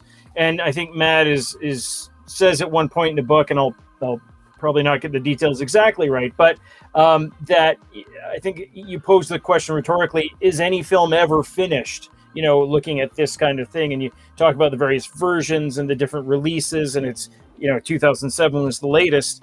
And I was thinking of how market testing or audience testing plays a role in that. And do you see that as keeping in mind that, and I think you put it, that movies are fairly, what was the phrase? Film is much more overdetermined by market factors. So I was thinking in your sort of definition of things, is market testing a symptom of postmodern cinema, or does my question make sense? I guess. Yeah, no, it makes complete sense. I don't know if I would say that. I mean, I want to try to not go too deep into the postmodernism stuff, but from the Marxist angle, I think one of the things I try to argue in the book is that each different incarnation of the movie is expressive of its own historical context. So I think I put it that the original theatrical release is sort of in some ways reflective of anxieties about the shift to away from the social welfare model to the neoliberal model, the Reagan Thatcher years, that the director's cut sort of comes out around the time of the end of the Cold War, the collapse of the Soviet Union and European communism.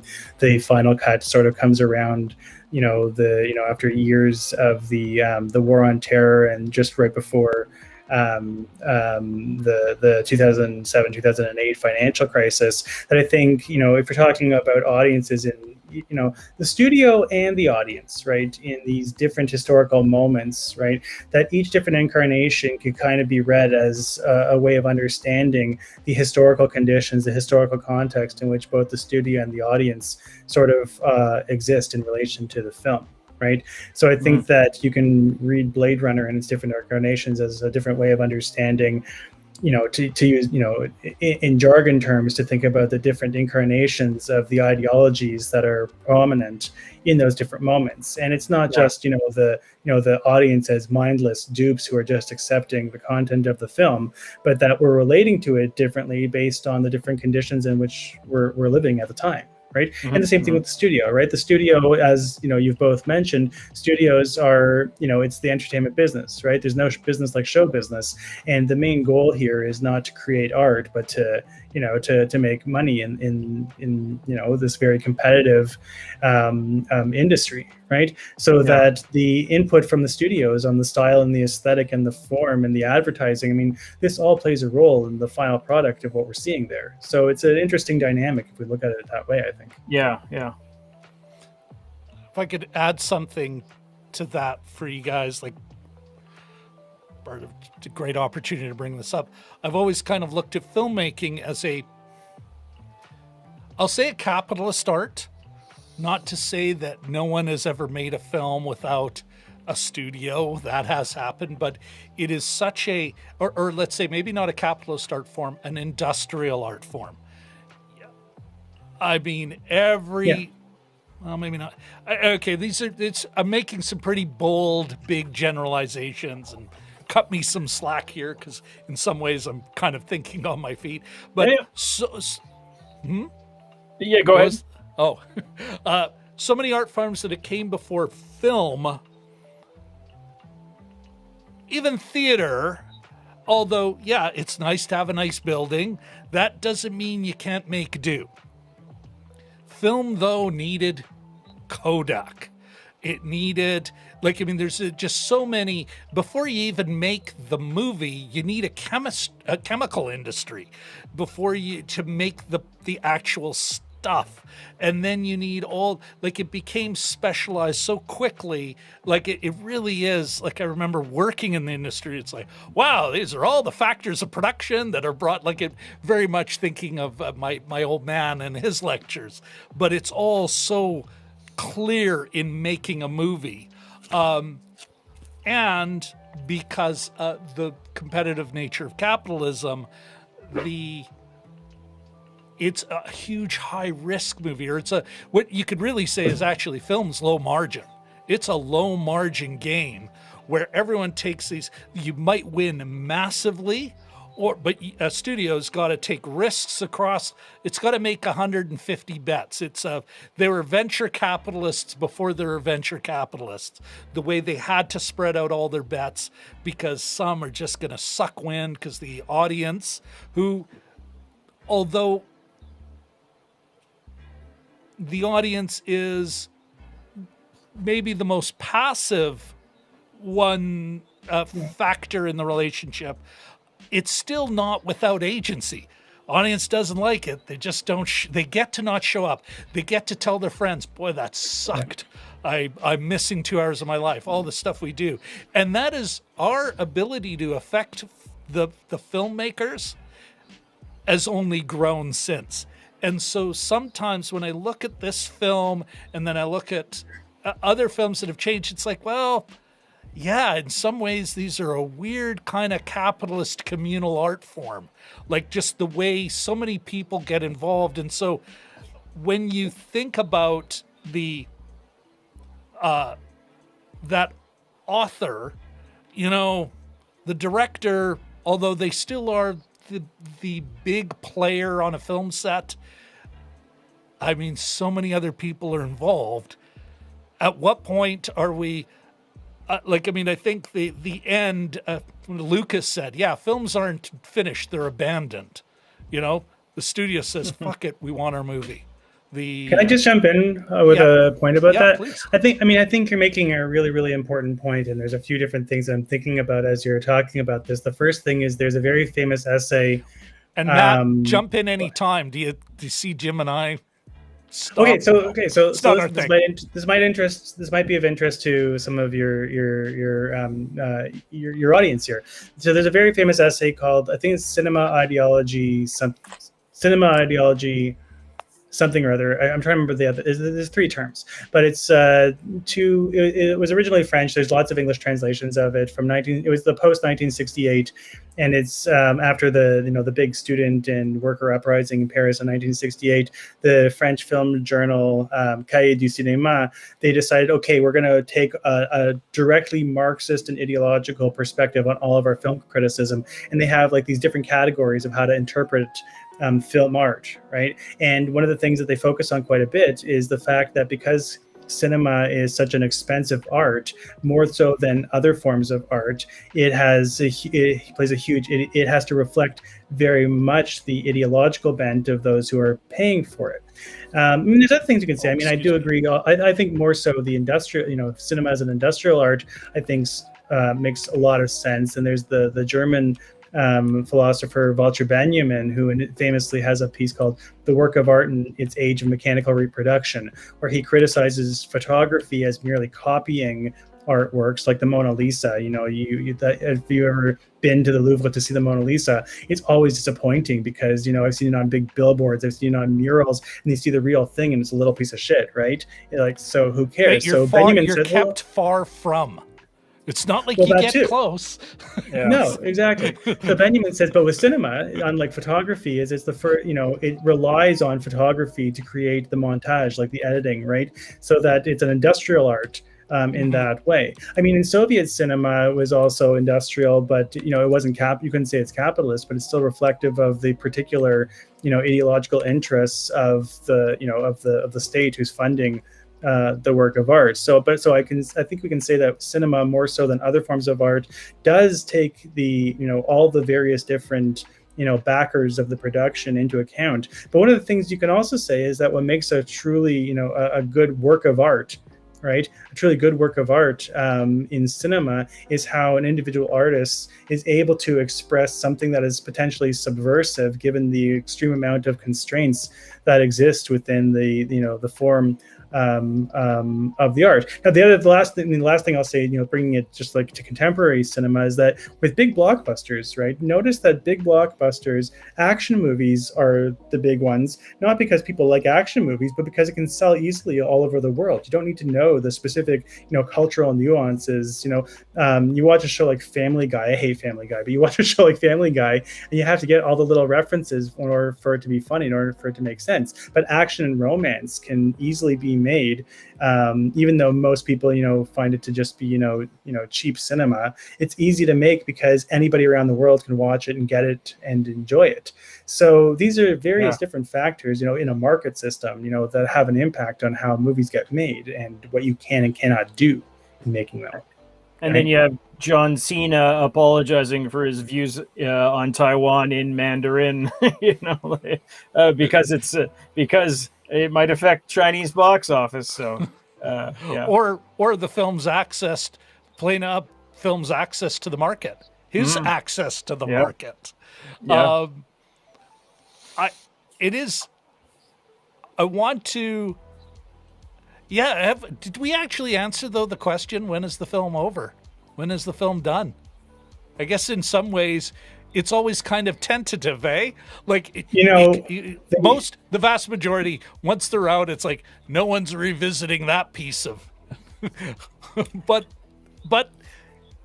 can we say, oh, we know this is done with an Aristotelian level of confidence? I know it's not done. Today.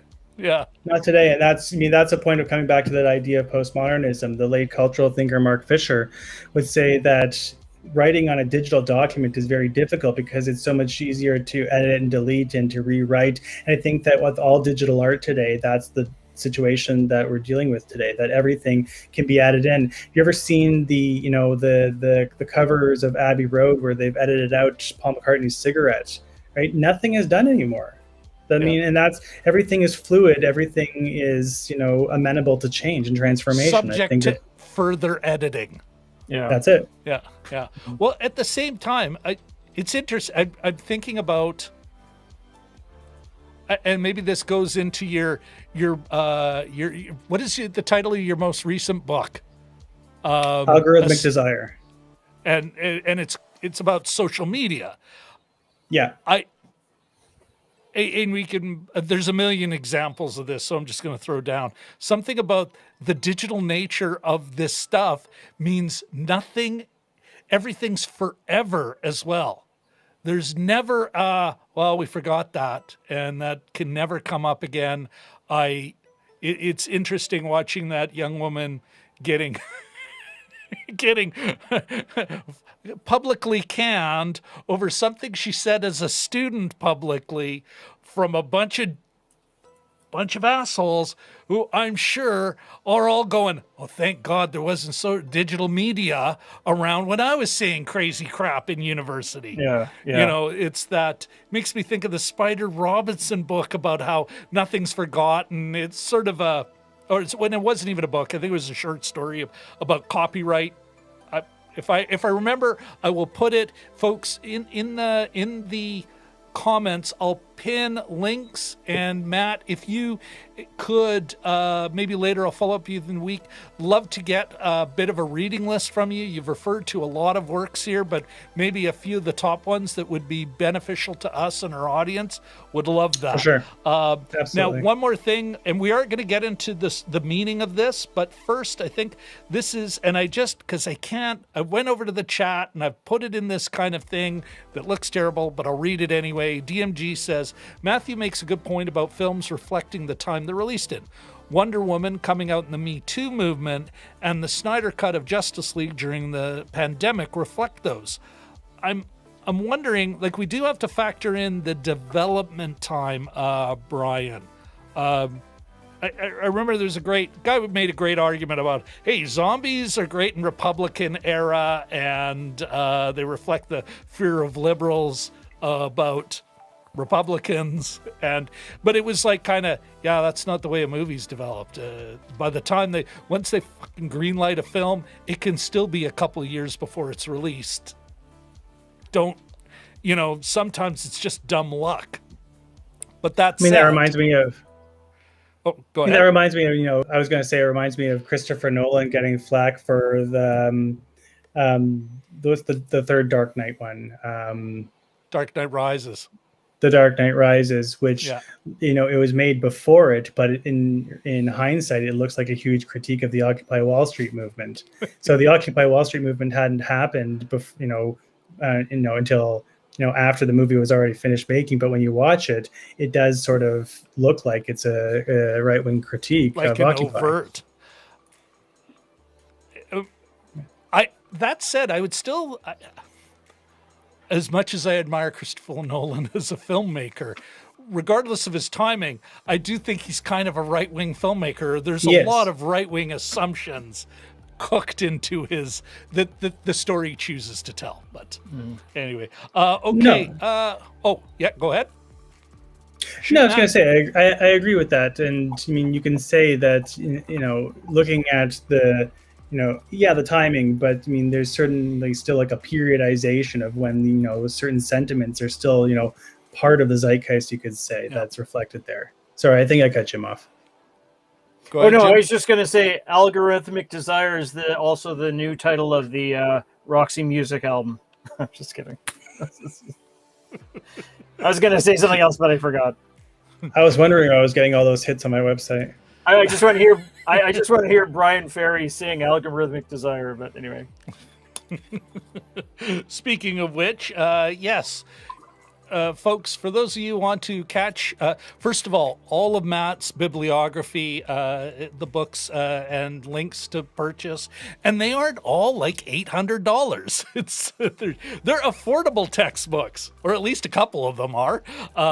You can find Matt on Twitter at Matt Flisfeder, and his website is MatthewFlisfeder.com. So I'll leave that up on the screen for a bit for those folks who might want to take a deeper dive in what Matt's doing online. All right, guys, the meaning. Let's get into it. We've certainly talked a lot about, especially from the perspective I look at this stuff from, you, Matt. But Jim, why don't you start us off on here? I'm sorry. I want to make sure that we look right in the screen. Jim, why don't you start off? What did you think about this as far as the themes and everything go? Like, it isn't just a critique of capitalism. Yeah. Oh, yeah. No. I just think like that's a mere thing, but there's other things going on there. Yeah, there's a couple of, and I think it was Matt pointed this out in his book, is that Roy Batty says to Tyrell at the end, he's, "I want more life," and there's two readings of the line. Is one of them is, "I want more life, fucker," and "I want more life, father." Which are sort of have their own weight, in different ways. But I think that's sort of part of it, is just that despite the fact that it looks like a shitty life here, you're either in the rain-drenched slums of Los Angeles or you're forced servitude in the outer worlds or whatever, is that desire for life continues. Like Deckard certainly, he's clinging to that beam at the end pretty strong, and Batty's, absolutely, like he's chasing down how he can live longer. I think it's as simple as survival is sort of the biggest thing, and maybe survival and appreciation built into that as well. Again, I've seen things you people can't imagine. The exact line, yeah, I've seen things you people wouldn't believe. And then he goes on to list of, the attack ships on fire on Orion's shoulder and that kind of thing. Even weird little Easter eggs in there, right? Yeah. And so I think it can, there's tons built into this, but I think at its core, it's as simple as that. Yeah. Do you think, Jim, kind of continuing on that, part of it is that he wants, he's actually taking a moment, and I'm thinking out loud based on what you're saying. It's a beautiful scene, and he's taking a moment to give his own little eulogy, because there's someone here who can hear him and maybe will take a memory of him. Because part of that being human, being alive, isn't just, well, I lived and I died. But that idea that, no, I am part of something bigger, and this guy can take my story. I don't want to get too hippie about it, but do you know what I mean? Like that kind of, he's actually choosing not to kill him because it's like whether he realized it just then or he's finally, it's like, I got no one else to remember me. I got no one else to at least know that I saw things that others haven't, that are disturbing yet also remarkable. I'm probably adding into this too, but as you're saying this, I'm just realizing that, once replicants are retired, they don't get a ceremony, they don't get a funeral. They're probably tossed aside and recycled to some point, and all their peers are generally in the same boat. They're other replicants, and that sort of idea that you're never really dead unless somebody, as long as one person remembers you. What was the character's really name? The plastic coat. Zora. Thank you. Correct me if I'm wrong. They don't even put a sheet over her, do they? Yeah, I don't. She's just sort of lying. She's very stiff. So she's got kind of she becomes mannequin-like. Becomes it, not was it, but becomes mannequin-like because she's dead. But they don't even put a sheet over her. But Roy and Pris mourn her. Yeah. Yes, they do. Yeah. And she's Zora has the great a sort of a throwaway line, says to Deckard, "Are you for real?" Which has got such a sort of a double meaning, but she just sort of casually tosses it off. Yeah. Okay, Matt, what else do you want to comment on meaning? Like and it's that kind of movie, actually. Probably every good science fiction film is really about what it actually means, not just. So there's a few layers that are worth bringing in. I definitely agree with what Jim's saying. So just to add the point about there's a few things I want to unpack here. The point about memory I think is absolutely important one. Even when you think about what makes it confusing for Rachel about her status as replicant or human is the fact that she has memories. But it's not just that she has memories, it's that she can bring them out in objective form. She says, look at these photos, right? Look, I have these pictures. We find out, of course, I know, spoiler alert, we find out that the pictures are Tyrell's niece. But to her, it's the objectification and the essentialization. Sorry, everyone, we're in the spoiler zone now. I think we were before, weren't we? Yeah. Like she has like that objective form, and I think one of the things that the movie does, and this is part of like what makes it a postmodern film, again, get the book to get the full thing, but the way that the movie challenges our conception of concrete reality, but also concrete subjectivity or concrete identity, right? Because one of the things that's typical of cyberpunk as a postmodern genre, is it sort of forces us to question, the nature of the reality we exist in. I mean, usually that's done in sort of like virtual reality type of, Matrix or Lawnmower Man type of, questioning the reality we live in. Yeah, I know. I was going to say the 12th floor, but wow. But that goes back into, the way that the movie forces us to then question the essential, the biological and essential aspects of our identity. And that's where I think the movie has a really interesting take on the question of race and racism. Is what I am essential to my body, my being, right? The difference between the replicants or the humans, is it like you're biologically determined to be this or that type of person, or are these aspects of our identity constructed socially and historically and politically and are ascribed to us for, purposes of exploitation and oppression? So by questioning the nature of our reality and the nature of our identity, and questioning, does it have to be solid object form, or can it be something that is a little bit more, it's a little less tangible? I think that's something that's an important layer of the film that really tries to bring out. Sorry, I was just reading the comments at the same time as I was answering. Yeah, I've got one kind of queued up when we're ready to kind of jump back to it. But what, Matt, do you? Pictures are such a huge part of the production design in this film. Like even right down to the in the cops, in the inspector, M. Emmett Walsh, Batty. No, not Batty. No. Brian, thank you. Bryant's office. There is a lampshade, which actually just a bunch of pictures, like to a point where I'm like, is this going to start spinning? And it's like a zoetrope, but his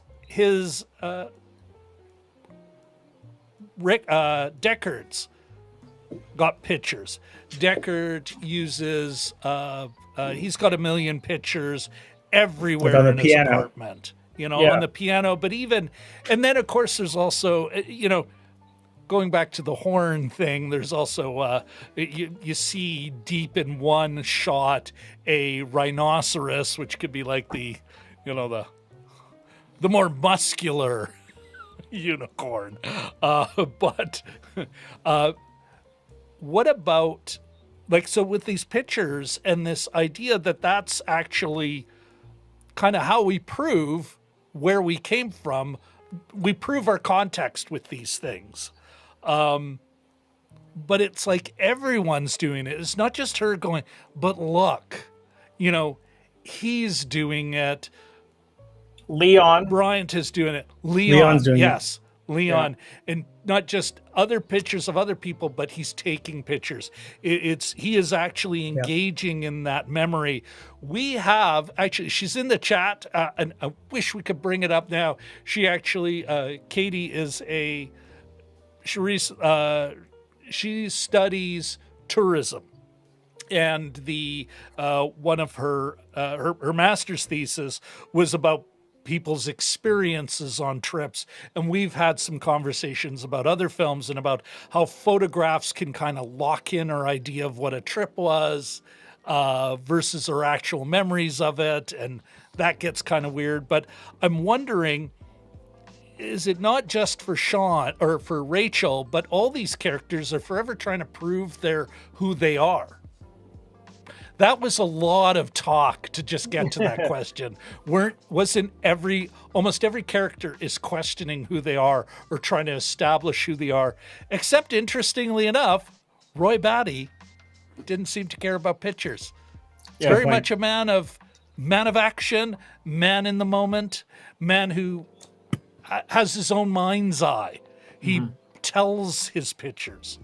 Oh, geez. I think it's a really good point. No, but I just want to come back into this. I think it's a really good point, and you reminded me of something I was going to say earlier. I don't remember the context of this, but I was thinking about how, even today, So I'm kind of thinking about this in terms of Instagram, for instance, okay? But even today, I mean, a lot of the way that we kind of, at different historical moments make sense of ourselves and the world that we live in really does rely, and this is kind of a McLuhan type of point, right? That the medium is the message. It kind of does bear upon the dominant medium of the time, that the way in which we understand and think about ourselves and our place in the world does reflect, how we understand ourselves represented through the dominant medium of our time, whether that's, visual, old, early modern painting, photography, film, social media today, so like think about the Polaroid, right? So you have the picture and you have the memory, it releases us from having to, rely on the little mushy stuff inside of our heads, right? But you can put it out into a concrete form. Today, the way in which we're taking pictures is so ephemeral, it's so passing, it comes and it goes so much more quickly. I mean, even talk about digital photography versus old film photography, analog photography. We used to, because it was so much more expensive, we'd take more time, I think, at least I did, deciding, is this really Kodak moment, right? Is it really picture worthy? And now, you look at your phones or whatever, and you have, all this bullshit. Sorry, it's late.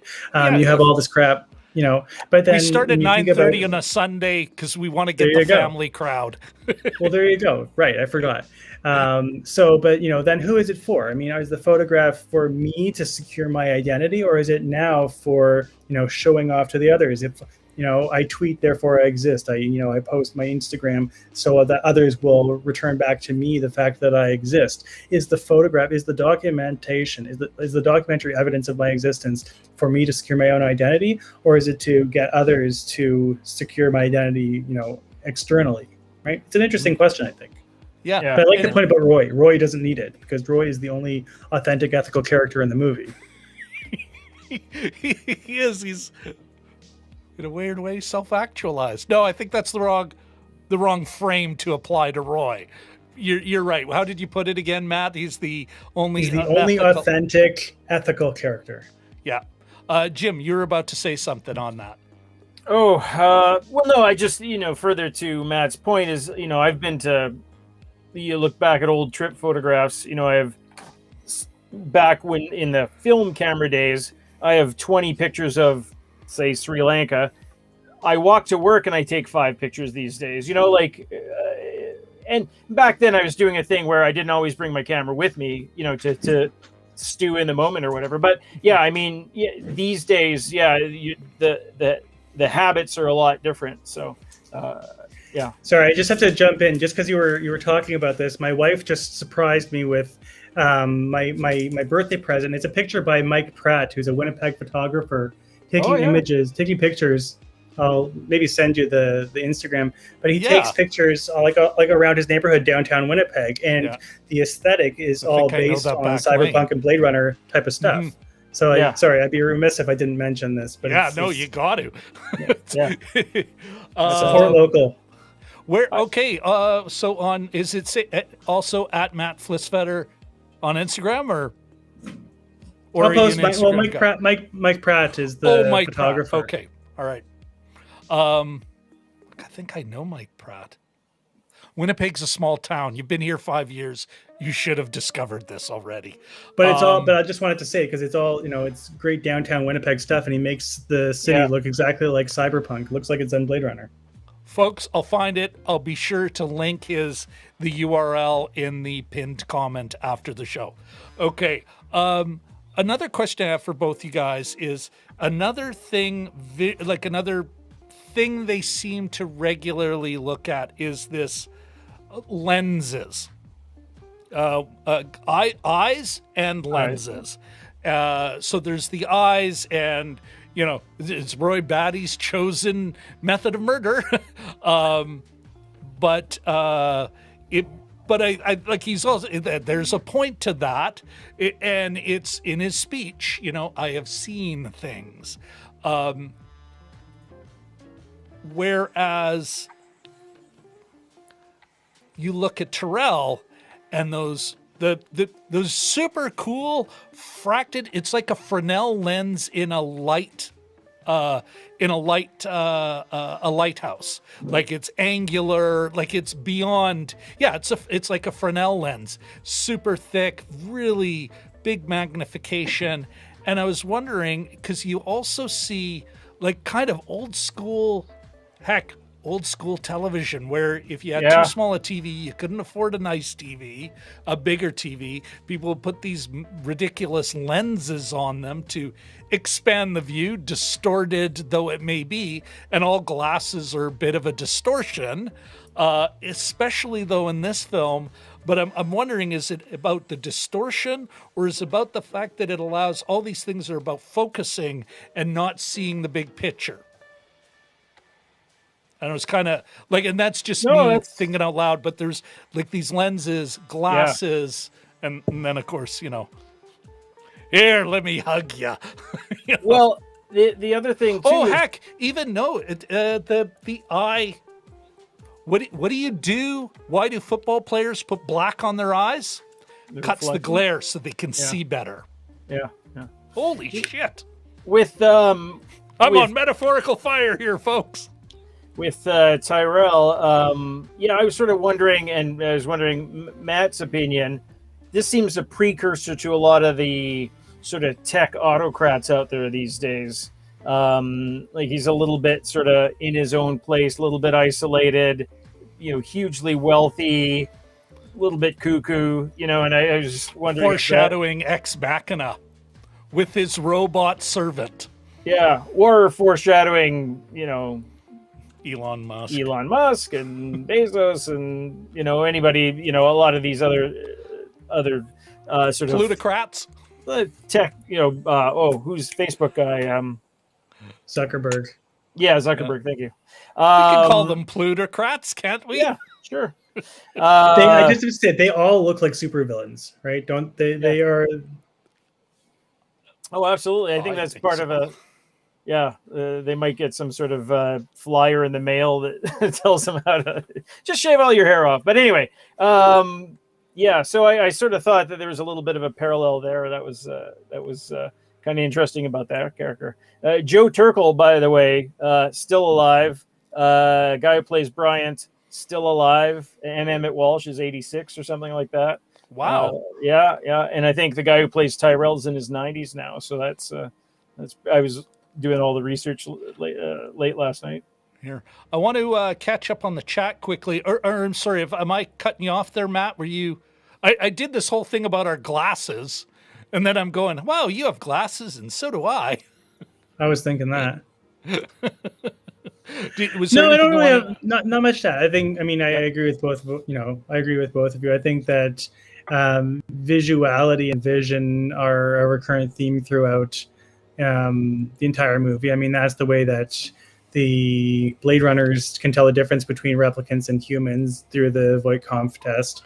But there's also, you mentioned the TV sets when, it's also,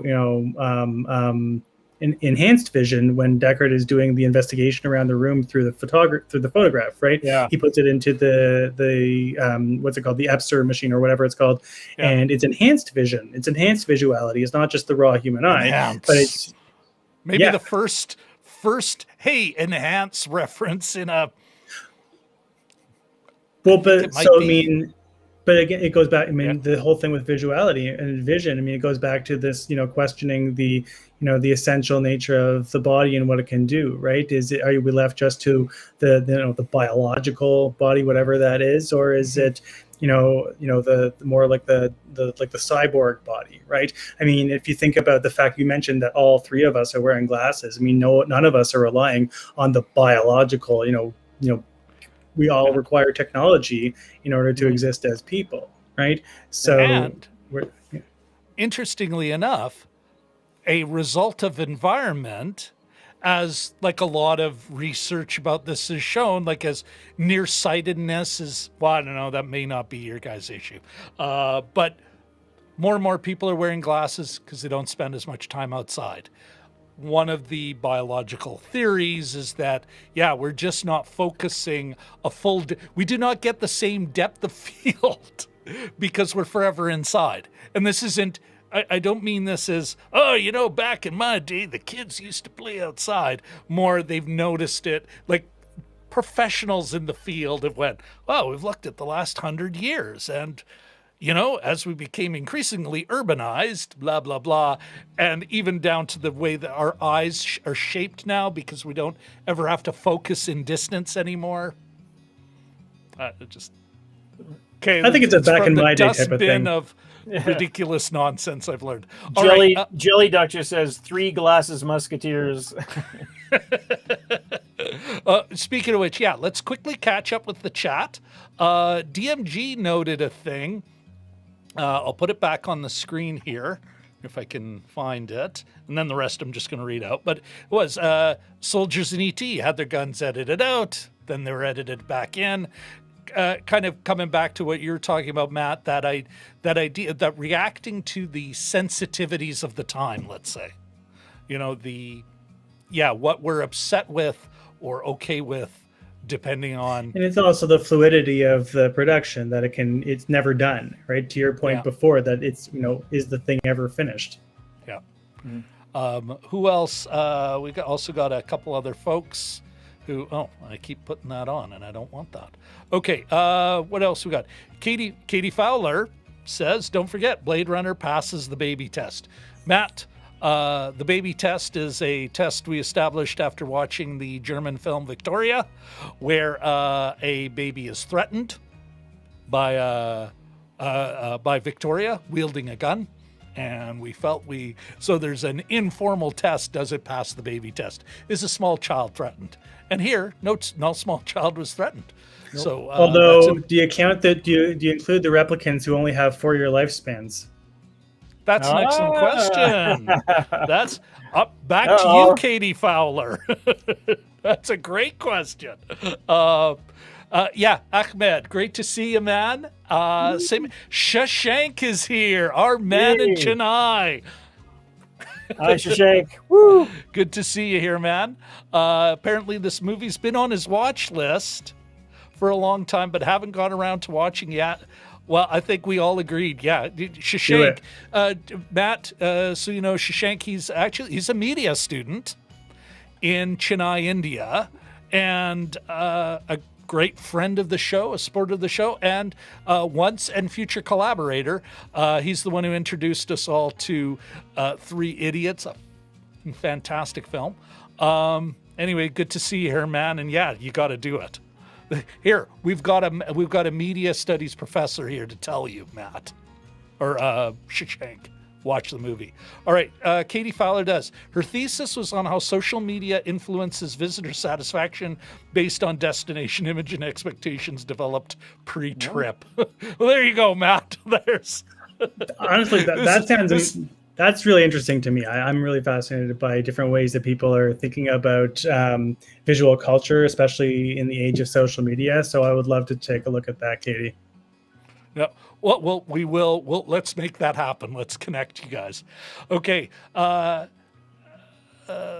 Jelly Duck, loved the visuals. 3 glasses. Katie Fowler. Ha ha ha, Matt. Touche. About the youngsters comment. Yeah. Yeah. That's a good one. Okay. I think we're at that point now, folks, where before we move into did the director pass or fail? Does the movie hold up?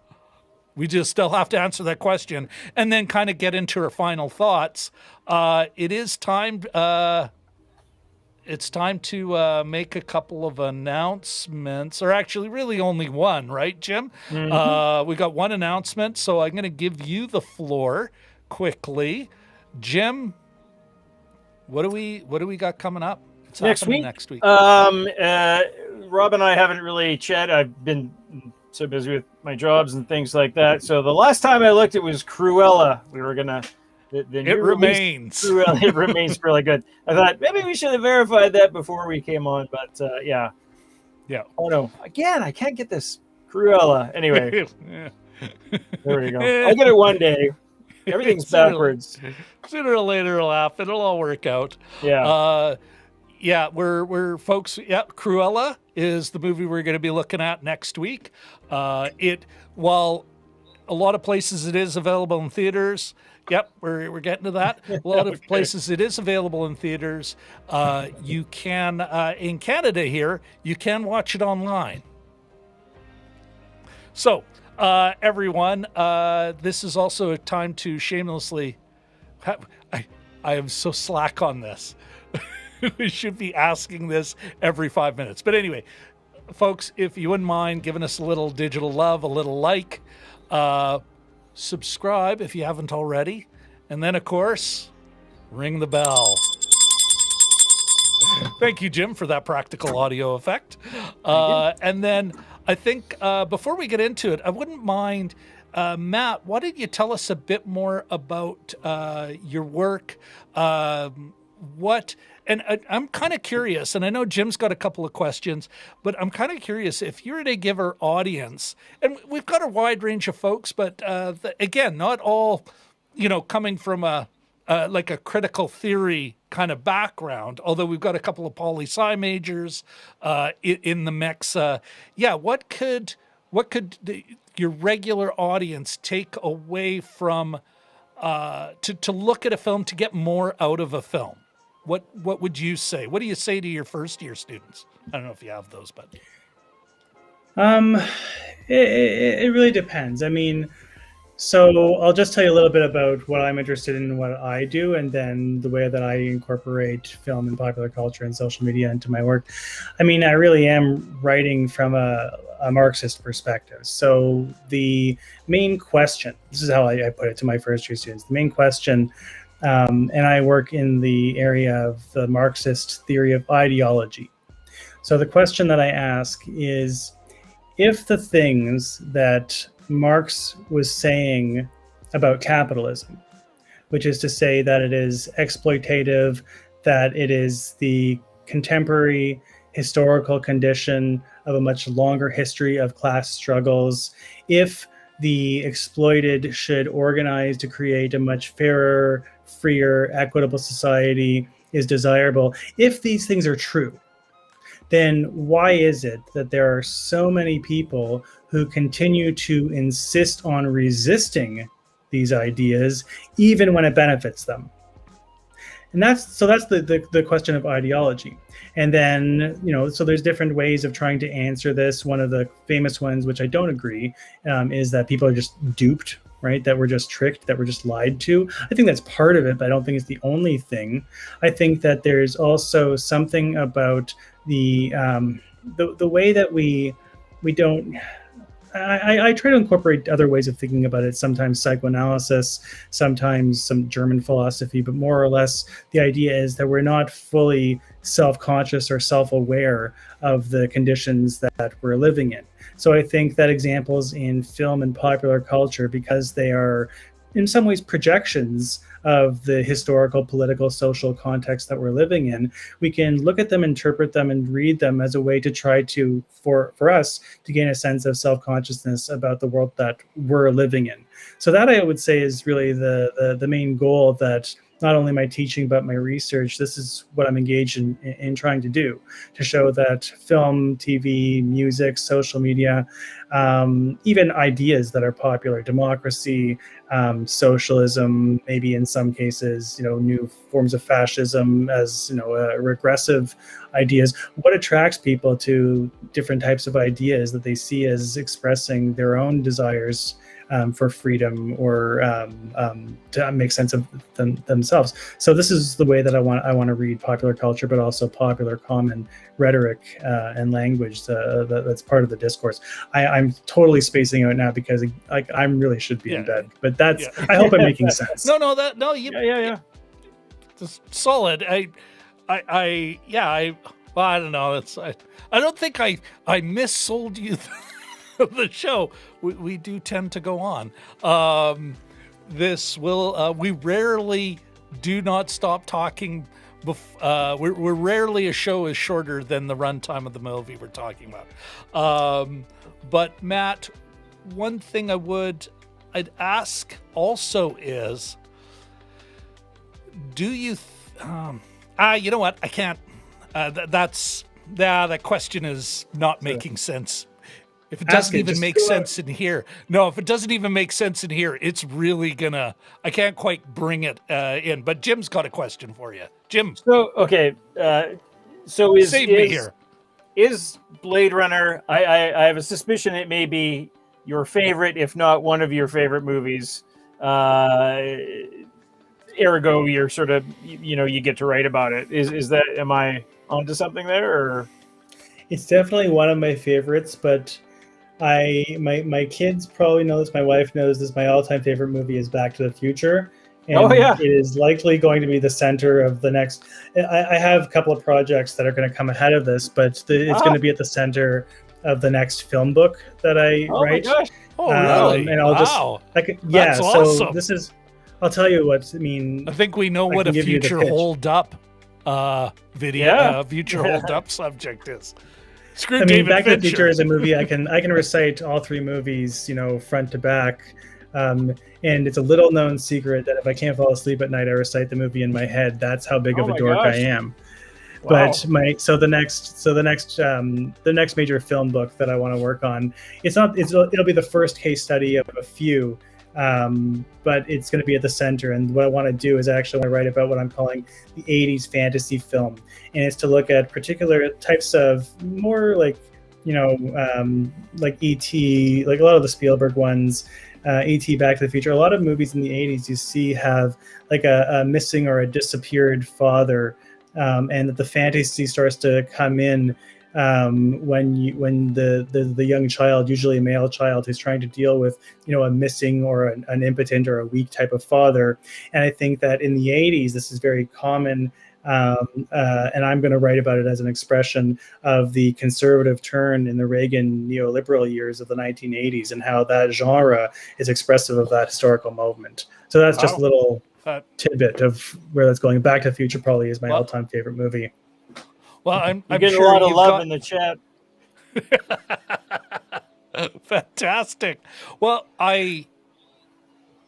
that's very exciting. Of course, this could be years, and who knows if Jim and Rob are still overanalyzing movies then. But I'd love to have you back on before then. I think there's other things we can mine, or maybe in advance of that project, we could take a look at some of these movies. Because, especially the Does It Hold Up for us, for Jim and I, our, let's say, our teen and early 20s are the 80s, and good and bad, certain films there. And that's why we kind of do the Does It Hold Up? Are we remembering this right? Looking at it now, it's like, oh my, that's horrible.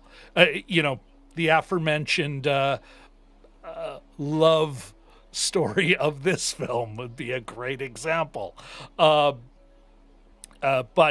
anyway, that's super exciting and super cool, man. And again, everyone, take a note of follow him on Twitter, of course. Follow Matt on Twitter at Matt Flisfeder, and MatthewFlisfeder.com for his website. It's got his full bibliography, links to all his books. And again, I'll pin some of the key stuff in the top comment. And I believe I have most of the stuff also in the description of this video. No one ever reads that stuff, but you never know.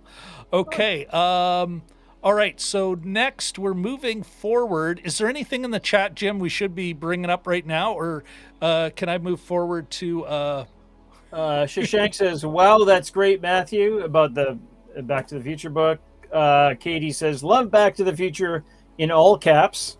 So I guess she really loves it. Dragon Movie Guy says, Matt, are you saying that all the QAnon Trump crowd are that way because they watch WWE and The Apprentice, lol, i.e. you are what you eat version of film watching? I will say that I'm not saying that, but I think that the WWE content might relate back to what is of interest to that audience, right? I mean, it goes... I know you're joking. Go ahead. No, that's it. Here's one of the reasons I do that whole ideological ingredients thing at the front is because I think sometimes there's the overt message. love your father. Like, I mean, the themes, especially the themes the filmmaker is obviously conscious of, which make for a great film. It gives that, a good meanings we can relate to, give the story emotion and make them memorable. That said, I also think that and sometimes the filmmaker isn't aware of it, but there is a message under it that none of us are aware of that I think does kind of give us a intellectual, an ideological context. We don't, it's the idea, it's the water, or the idea water, the worldview. Yeah, worldview would be a better way to describe it. The worldview that we swim in, we don't even notice. And that's why I think it is important to... I agree. I'm not saying that the audience is, just, fill me with stuff and the audience has agency. And if it really offends their very real idea of what's right and wrong on the day... But I do think that subtler things can kind of slip in. One of the reasons I have such a mean on for Zack Snyder is I think there's stuff under there that is really kind of dark that most people wouldn't agree with once you point it out, but it does affect them. Am I talking out of my ass, or no? I I'm think kind of disagreeing with you a bit, but I'm not sure if I am. I think it makes a difference. Where we're. There's a lot of different factors. Different things that we're going to pick up on. The thing that I want to get away from is sort of this in media theory. The idea is, the classic example is if you play violent video games, you're going to become a violent person. And all of the research has said, no, that's not the case. It's not that there, but you can't, but there are certain social and cultural and maybe even political, economic, predispositions to certain type of, relating to things in a certain way. There's a latent layer to any kind of text that if you see it there, if it's there, depending on who you are, you'll read it in that way, right? In the same way that when you're, interpreting dream content, let's say, I'm going Freudian here, but right, the whole idea about, reading the difference between the manifest and the latent content of the dream is not that that's what the dream means, but when you wake up and you're talking about the dream, the content as you're talking about it starts to mean something to you. You make the meaning and process out of the content that is, often day residue, let's say. You right? inject that's expressing it with meaning. You in a way, kind of. But I want to flip around somewhat, because I think that we were talking earlier about, authorship, auteurs, in directors. I think there's some really good directors. One of my favorites is Alfonso Cuarón, who did Roma is the most recent, but also one of my favorite movies, Children of Men, but also Y Tu Mamá También from, I think, 2000.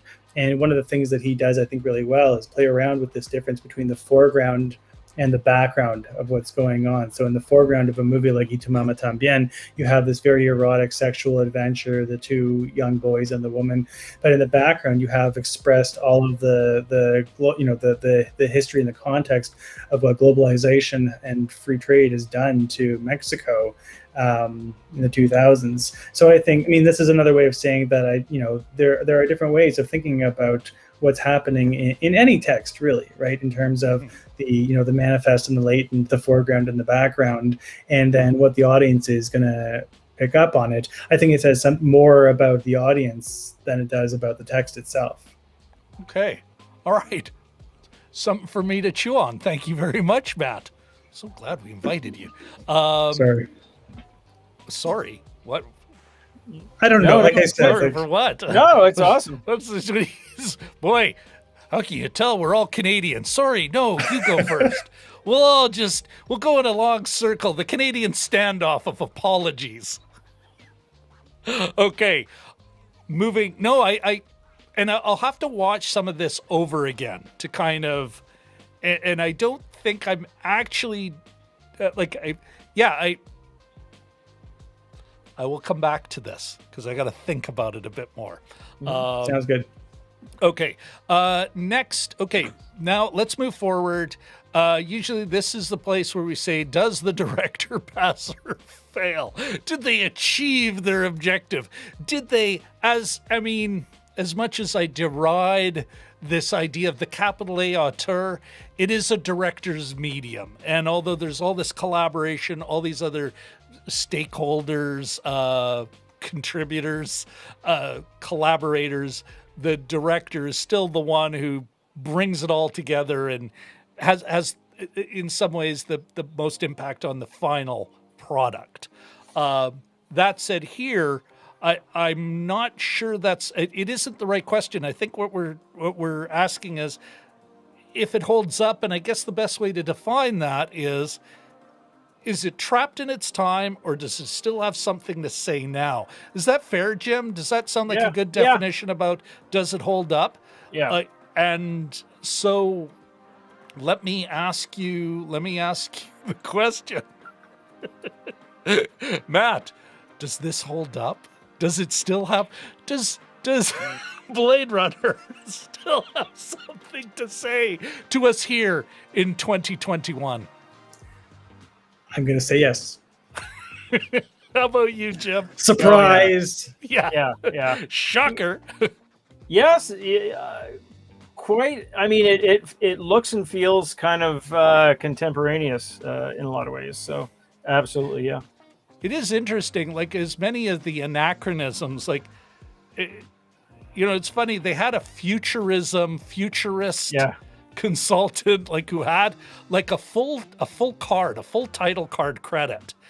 Can't remember the guy's name, but they consulted, this is what the future will look like.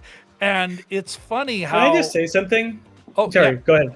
Yeah, no. You're probably going to say the same thing as me. I was going to say, look at the world we're in today. We're dealing with a global pandemic, financial crises. We have like technology booms, but everybody is, struggling with insane levels of anxiety. Is this not the future we were promised in the 1980s and early 1990s?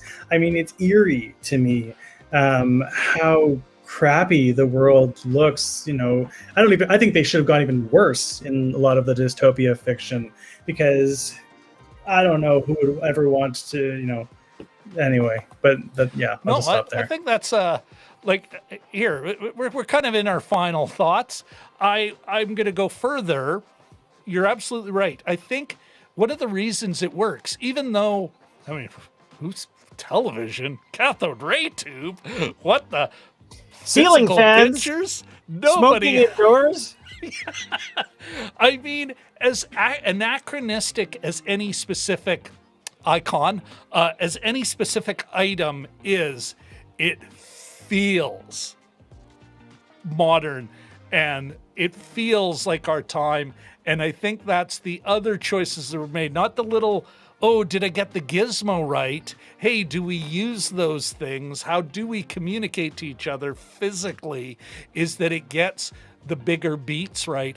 And it was funny, in my review of Oxygen, which you can find, everyone, I did have a bit of a rant on a film that I thought, for what it was pretty solid. But this idea that, and you see it in this film, and we see it now, although the mainstream media, the media does not question it, is this Elon Musk as the Terrell of our time, the actual Terrell going, I'll take us all to Mars, escape to the colonies. Yeah. And it's this idea, and it's like, even in the movie, they knew. It's like, nope, that's a fucking sucker's bet. You are going to go, you're going to be cheap labor out there to get it ready for the rich who will ditch this shithole if they think they have to. But it's all like, it's this, and it's this fantasy that we're sold even now, and big names. Oh, we have to hedge our bets. And it's like, no, none of you are going to get to go. We're not going to get to go unless we're that cheap labor that expendable labor that the replicants are, and it's like, and I think that's the thing it gets about the future. Like you say, you don't have to have Pan Am, you don't have to have Atari active. We get it. The fact that they did not, and thank God they didn't, in all these recuts and that, they never went, oh, we should change Pan Am to something else. That they stuck with the original logos, never once changed that part, because that's some of the stuff that works so well. And like you say, Matt, speaks to our future, or speaks to our present. And perhaps, our present and for the foreseeable future. They have Atari in 2049, so that's sort of a through line. But all of a sudden, I watched the movie last night. I had the sudden urge to go to Wolco or Zellers and buy some TDK tapes to tape good songs off the radio. They had TDK off the AM radio. So Maxell, somebody being blown back. Maxell. All right, Matt, you got anything else you want to leave with us before we wrap up? I mean, just this, the final thoughts here. I mean, we're talking about the relevance of the film, and I mean, it was kind of whatever else you want to add. Well, no, but I was going to say that I think it's great that the 2049 I think adds another new layer. I mean, everything with dystopia and cyberpunk, I mean, it's always talking about it's never talking about the future. It's always talking about the present, which is why I'm so happy that, the Denis Villeneuve 2049, I think, is absolutely brilliant in talking about our historical present. And it's, if the old Blade Runner was sort of more of this, false consciousness idea that we're duped into believing that we're something that we're not, the problem, expressed, I think, today is that because of the world of abundance of information, there's so much information that we have at our fingertips to know the truth of the world. The problem with us today is that we don't, we lose trust in what is actually true. And I think that 2049 is very much expressive of this. He's told that he's a replicant, he's not a human, but then he loses faith in in trusting that truth. And I think that it's another layer to the Blade Runner type story that speaks quite well to the way we today are thinking about our relation to forms of our knowledge about exploitation and oppression, and how do we make sense of this in a so-called post-truth world, if I can put it. I hate that term, but how are we grappling with that? So I'm really happy with the way it's going, and if people are just rewatching Blade Runner, rewatch 2049. Yeah. On that, I want to hold on I think that is 2049 is worthy of its own conversation, I think. You're absolutely right. That does. I'm not trying to stop you from continuing to talk about 2049, but it does. It deserves its own conversation. I did want to kind of rewind a bit when you were apologizing for making your opinion, and I was trying to, part of it was when you're talking about the foreground and background, I was trapped in that corporate postmodernist genius, Dan Harmon, and his ability to have a whole other story going on in the background as Abed delivers a child. So that was part of it. I was like getting caught in other media that does such an awesome job of out of telling a story in the background. Yeah, wasn't that like a part of you thinking about it? Of course, here's the prof bringing up, a great piece of art, and all I could think, oh, that's like in Community, man. Yeah, exactly. Okay, Jim, anything else you wanted to add, or any? Couple little quick, not so much sort of theoretical or anything. Two quick stories. Back in the 90s, I was in Hong Kong, and we had just left Japan, and it was a rainy night in Hong Kong on the Kowloon side, just off Nathan Road. I was in a back alley that was filled with sort of lit little tents. I think I was buying takeout. Carla was back in the hotel. I was buying takeout to bring to her, and it was raining, and everyone was huddling under the awnings and things. And I thought, man, this is some real Blade Runner shit. And it was one of those travel Nirvana things. Like it would have been just a traditional Thursday night pickup dinner kind of thing for any resident. But for me, I was kind of like, like it was just sort of the just the imagery and everything. And I think it goes towards the how evocative this movie is. The other story is a little more trivial. Later on the same trip, Carla and I were in Chiang Mai, Thailand, and we were just doing the sort of the temple walkabout one sunny morning. And there's this really nicely dressed man. He looked tall, and he's getting up close, and he was taking pictures of this temple. And I sort of looked at him, and I thought, eh? And I said to Carla, "Is that guy eh?" And I looked over about 50 yards, and there was an Italian couple having the same talk. They're going, "Yeah, is that the guy? He was in that thing." And it was James Hong, and he was taking pictures of it, and just dressed really nicely. Totally into the temple, like he was just, "Oh, this is very interesting," and he had like one of those little snappy, like no lens or anything, but he was just getting nice close.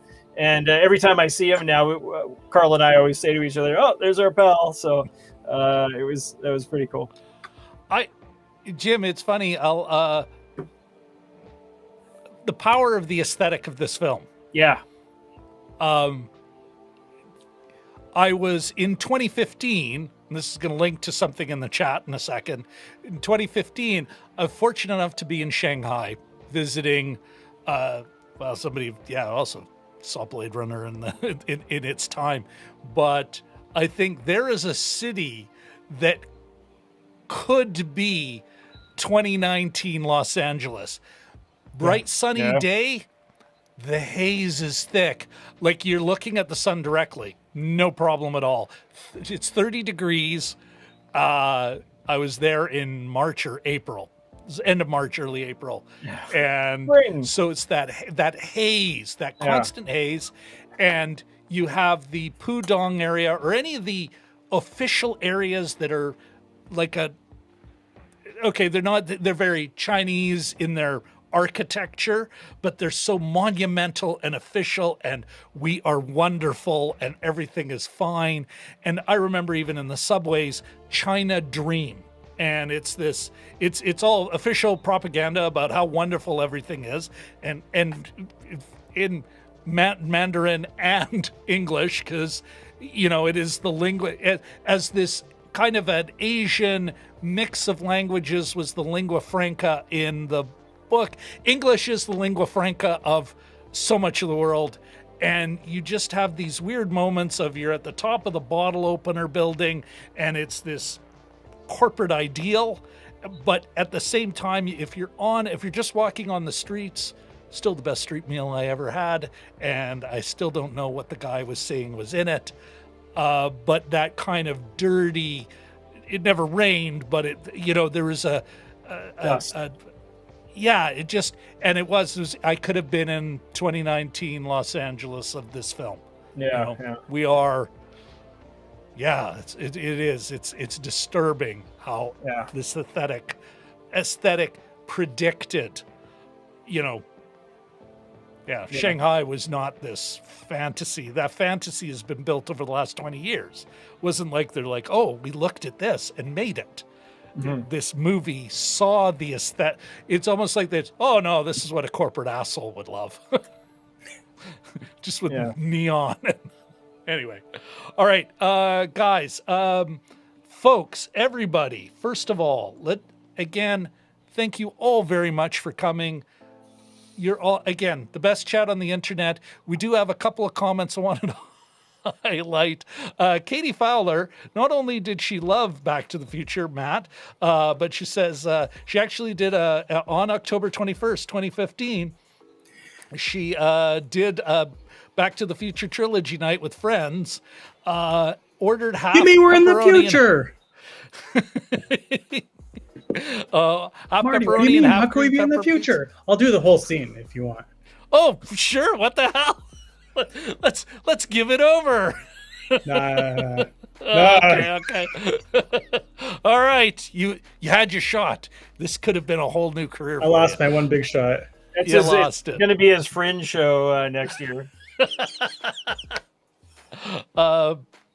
DMG says, referring to Mama Tambien, struggling to romance a woman in the foreground and ruining Mexico in the background.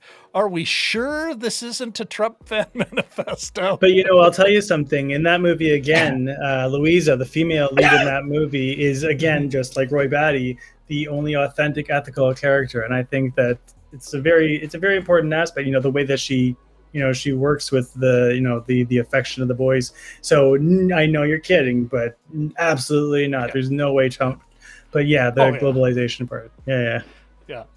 Okay, everybody. Let's. You know what? First of all, DMG, Katie, Richard L. Shashank. Jelly Duck, Ahmed. Thank you guys for showing up. I think Curtis dropped by, said hello. Good to see you, man. Who am I missing? Vlad. Yes, Vlad 65. Walt's got a new video up, everyone. Day of the Jackal. So that's a good one. I just watched it today. Yeah, very good. Again, love the way he provides context to these old British films and kind of gives a bit of the politics and what was going on when the film was made. So definitely go check that out. Am I missing anyone else, Jim? I think I got everyone, eh? Yeah, close to. Okay. I'll just do a little. I think we got everyone that said something anyway. No, everyone who. Yeah. All the members tonight of the best chat on the internet. You know what? And here we are, Jim and Rob Overanalyze Movies, home of the best chat on the internet. Merch to follow. Because to quote my old man, it's like, listen, Robert, we all serve capital. This is the context we are in. At one time, we all served the church. Now we all serve capital. Eventually, the workers will get sick of it. They'll break it down and build something else out of it. This is Rob's one-man fringe show upcoming, by the way. Me and my dad. Notes learning from my old man. Listen, I'm gonna put you guys off maybe a couple minutes in the green room with you, Matt, just to express our appreciation, see if you have any feedback. But for everyone else, thanks again for coming out. I'm gonna say again, Matt, thank you so much for coming. Thanks for joining us. Thanks for having me, guys. It's been really fun. It was a pleasure. But stick around for a bit in the green room. 1 second. Jim, another great show. I think we did all right here. No, it's awesome. All right. On this entertaining note, I'm going to take that off, and I think it's time to cue the credits, eh? Go Jets, go. I've been in your water.